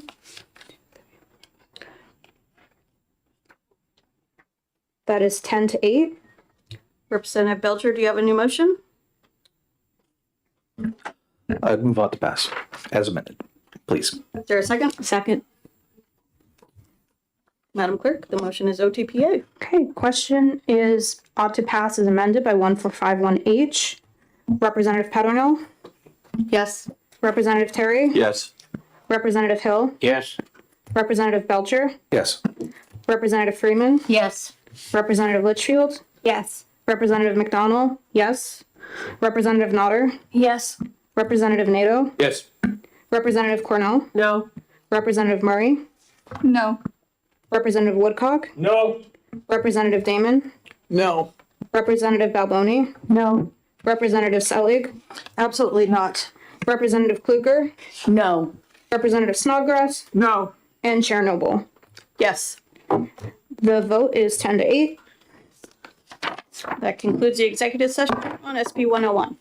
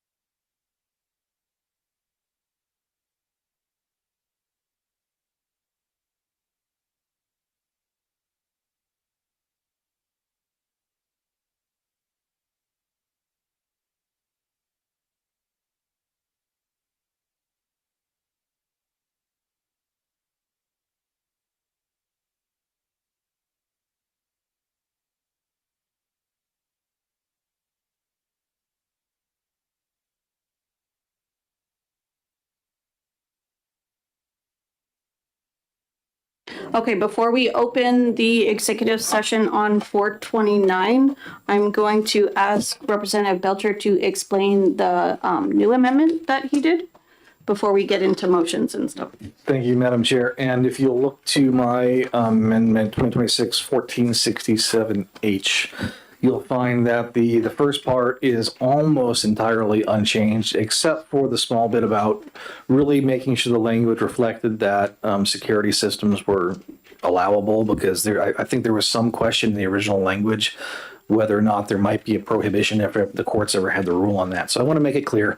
And then the second part, I realized that we might have a little bit of a problem when it comes to the video stuff. I like the whole privacy thing, even though the original bill, I think, implemented it in a way that went too far.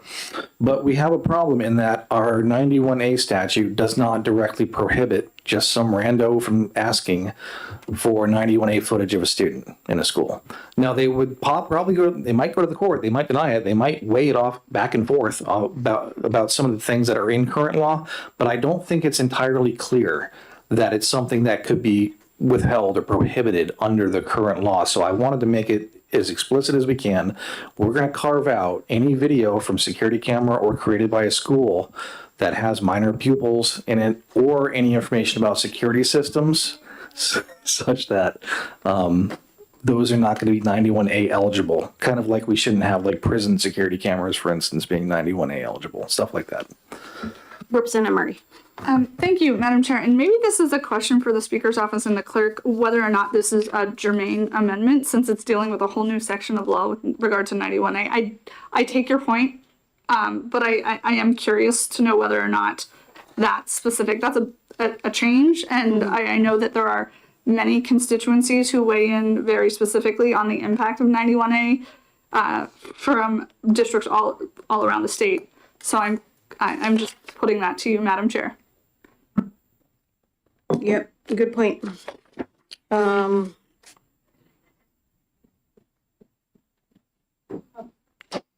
Representative Selig?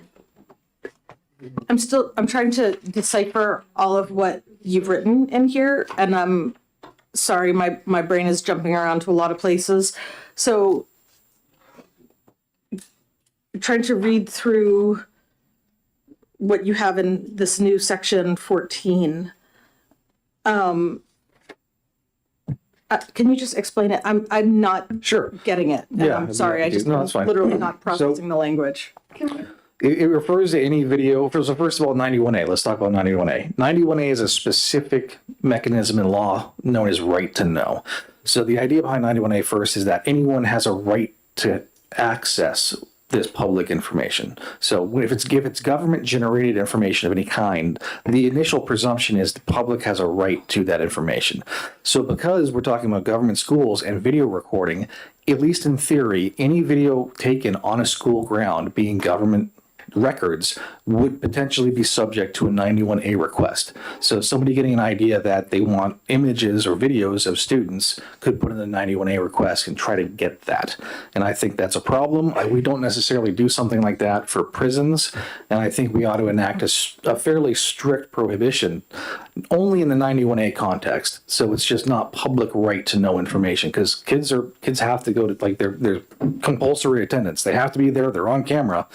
They shouldn't have their privacy violated by some, random person getting access to school security footage or whatnot. So what it says is any video audio recording generated by or for a public school. So in the context of in a class, in a media class, or in a surveillance footage, something of that nature. It refers to all kinds of public schools, not limited to security cameras, surveillance systems, bus cameras, classroom systems, et cetera, et cetera. Any images or audio or other depictions of any pupil or minor student, or also any portion that it discloses security information about a school. So a surveillance camera that shows where a hard entrance is, or that will give away where a security camera is, where there might be a gap. That kind of information, at least in my mind, ought not be available to the general public via 91A. So I would exempt all of that from it.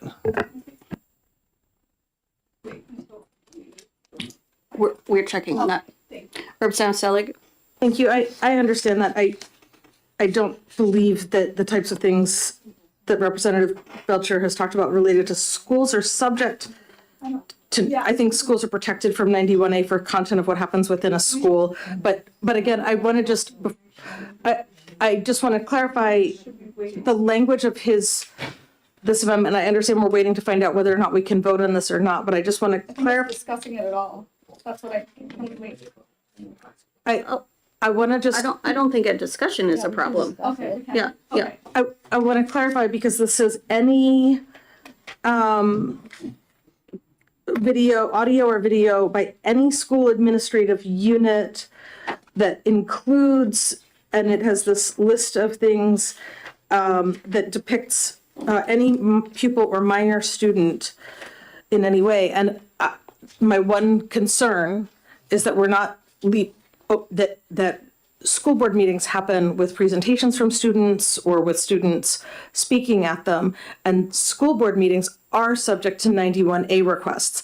And so the way that I'm interpreting what you have written here, that would override the 91A, the way in which this is written, because if a student speaks, that it would then say that couldn't be used. So I would hope we could get a specific legal opinion about that aspect of it to make sure we are not suggesting. I don't object to protecting students further. I want to be really clear. I think we need to protect students from people outside of schools having access to video content related to schools.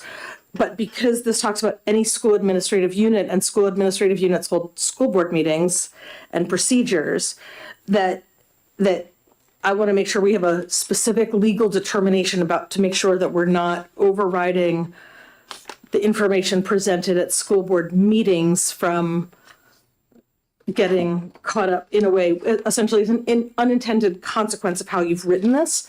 And so does that make sense? Like, I just want to make sure we're not going If I may, it makes sense, but I think you're introducing something that is unnecessary, because school boards are not SAU. School boards are an elected body, and they're already subject to right to know laws rather explicitly, including beyond just 91A. So there's no, I don't think there's any legal confusion over the difference between an SAU, a school, or a school board elected officials meeting. Is that your full legal opinion as an attorney? Well, it's my opinion as a member elected by the people to come here and write laws that have been passed before. Yes.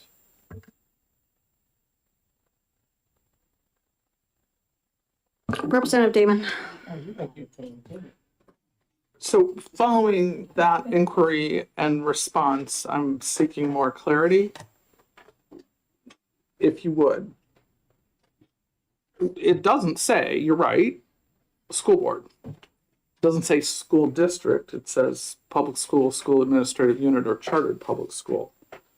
So as written, it sounds to me like the very standard school board live streaming and recording that happens routinely in many districts and very regularly includes students, including student school board members sitting at the table, that would be eligible for 91A requests. Do you concur?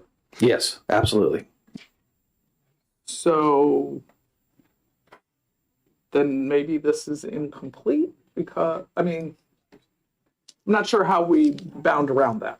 Representative Belcher. Thank you. So I appreciate the question. Yes, it was fully intended to make political events like a school board meeting be available, continue to be available under 91A, even if a student speaks. Just like, for instance, there could be other circumstances where on a school where it doesn't implicate security or a minor, you could potentially be accessible under 91A under this. I tried to carve it as narrowly as possible because you have to balance the privacy interest with the public interest. I think there's a compelling privacy interest to students in school, a place where they are by coercive attendance on compulsory attendance laws. They have to be there. If they're going to be on camera, I think that some random person shouldn't just be able to pull that information that's private. Like they have to be there. Whereas a school board meeting, if people want to go to a school board meeting and speak, that's fine, but that's a public event. Anyone there is eligible to record, they are recording. I don't think that doesn't to me implicate the same privacy concerns as a student in their classroom, for instance. Madam Chair. Representative Damon. So I appreciate that Please. explanation, but how then is the school board different from the SAU meetings? Wouldn't that be the same? Did I not make that clear? I'm not exactly sure what you're asking me, what the question is. The language here specifies SAUs, doesn't specify school districts and school boards. But from what you just explained, it sounds to me like they should be treated the same way, that if I am a student participating in an SAU meeting, that would fall under the same explanation as what you just said for school board, no? I'm not entirely sure that would be accurate because it depends. I think it would depend on the context a little bit because an SAU meeting is not an elected official meeting happening in a public place according to the sort of historic spirit of 91A, whereas a school board meeting where you have elected officials meeting, making policy, and people are there to, voluntarily participating. I think there is a difference there, but I also think we're getting into the weeds a little bit because we need to protect student privacy from these possible 91A things that I don't think it's happened so far that I'm aware of, but I realize this gap was there, and I think we need to protect students from this. Yes. Representative Freeman. Thank you, Madam Chair. I'd like to ask Representative Belcher a question. Representative, this bill would, the point you're trying to make about in a public setting as opposed to a closed setting such as a school, we had 2 students today speak to us from Concord High School. I don't remember asking them if they needed to have permission to be here. Would that be because this was a public forum? Thank you. Yes, no, that's a very good point, and it's this very similar point to the idea of it being in a school board meeting, which is, again, on one hand, you have students in a classroom. It's compulsory attendance. They got to be there. People are putting them on camera, whether or not they necessarily want to be. They're on camera. That footage should not just then be made available to any Joe on the street. But a school board meeting, somebody testifying at the House, this is all public interest. And it's not an arbitrary distinction. This is a legal distinction. You go look at the Supreme Court precedent when it comes to what is in the public interest to be released versus what can be reasonably on the privacy side of things. For instance, it's no problem to say you can't access the camera footage at the prison because that's a security concern. That's not a public interest. The public interest there does not outweigh the privacy concern. But when you come to public hearings, you're going to get in a lot of trouble, I think, if you try to prohibit that from 91A or right to know, because it's a political process. All political processes are open to the body. That's what it's supposed to be. Madam Chair, I'm just. Yes. Quick question. The amendment that I introduced this morning was really meant to be just a quick fix to solve a simple problem. And this really is putting a lot of complication into it. And not that I disagree with what you're saying. I wondered if I could respectfully ask that maybe we could, because it's not timely like the other one is, maybe we could put this on for another time and just take it off this bill and just go to the original amendment. Thank you for considering. We just need a couple minutes to caucus, if that's okay. Just to be clear, the original amendment still exists. It can be introduced. It's not, mine didn't override that. Yours still exists. Yep.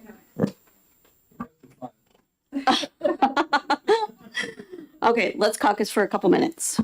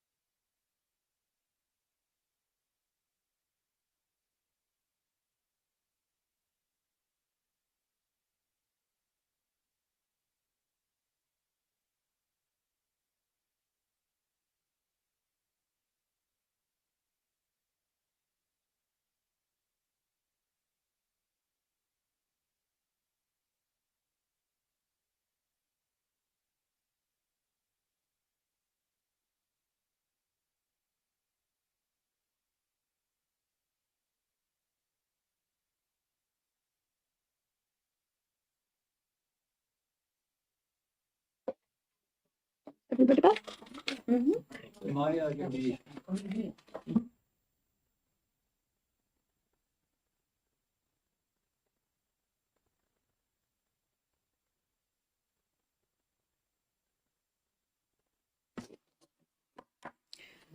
We will open the executive session on Senate Bill 429 FNA relative to the placement of trauma kits in public schools and making an appropriation therefore, and I recognize Representative Belcher for a motion. Thank you, Madam Chair. I'll move out to pass.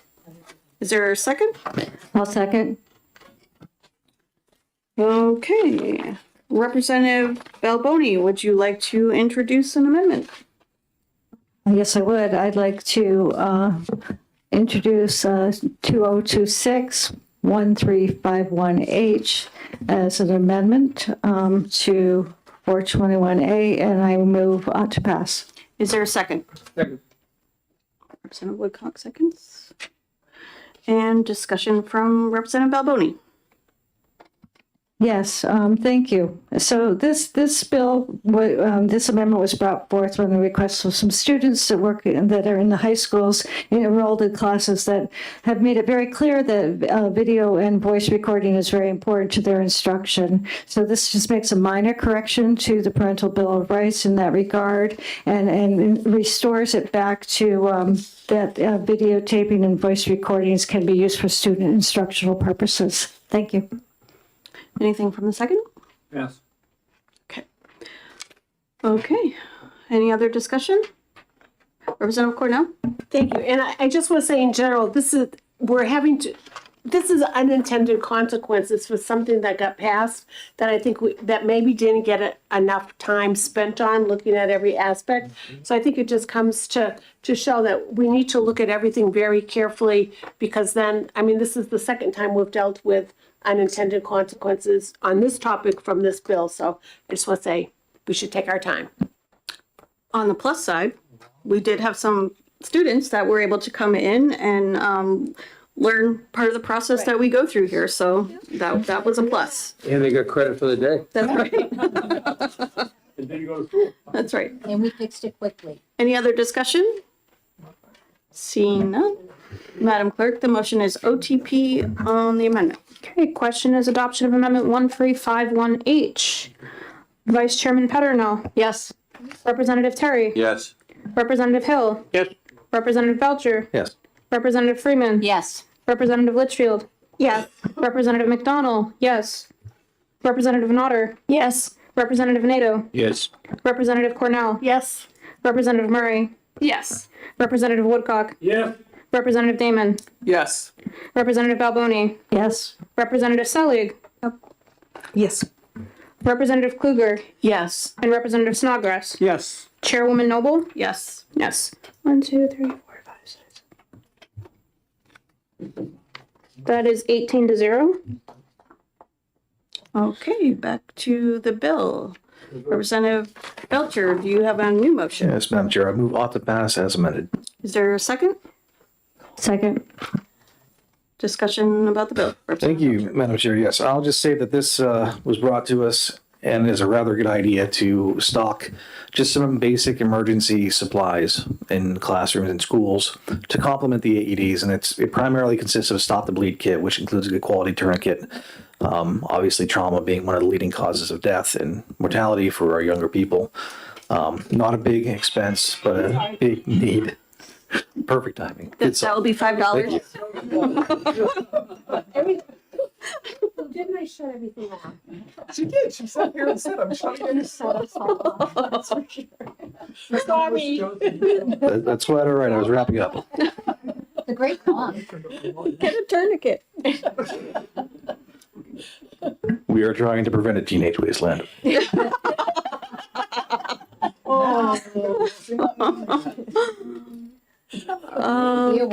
Earworm. Representative Balboni, do you have any discussion on the bill?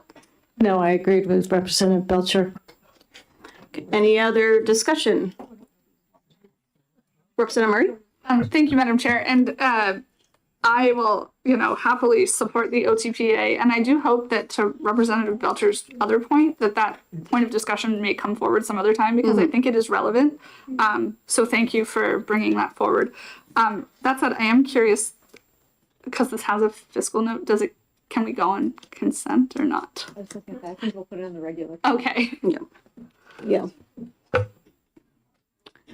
I do want to note that I did check with Senator Prentice to make sure that she was okay with the amendment that we were doing, and I heard from her this morning, and she's all good. Just because it's her bill, I just wanted to give her a heads up. Okay. Yes, now we need to vote. That's right. Madam Clerk, the motion is OTPA. Okay, question is OTPA. The bill is amended by 1351H. Vice Chairwoman Patternell. Yes. Representative Terry. Yep. Representative Hill. Yep. Representative Belcher. Yes. Representative Freeman. Yes. Representative Litchfield. Yes. Representative McDonald. Yes. Representative Nodder. Yes. Representative Nato. Yes. Representative Cornell. Yes. Representative Murray. Yes. Representative Woodcock. Yes. Representative Damon. Yes. Representative Alboni. Yes. Representative Selig. Yes. Representative Kluger. Yes. Representative Snodgrass. Yes. And Chairwoman Noble. Yes. The vote is again 18-0. Okay, I guess we're all set for today. Just can you get me reports by the end of tomorrow? Oh, You want to do something else? yes, he's gonna, so yes. She's the minority. Yes, yeah, tomorrow. We will cancel Wednesday. Yep. That was as an emergency.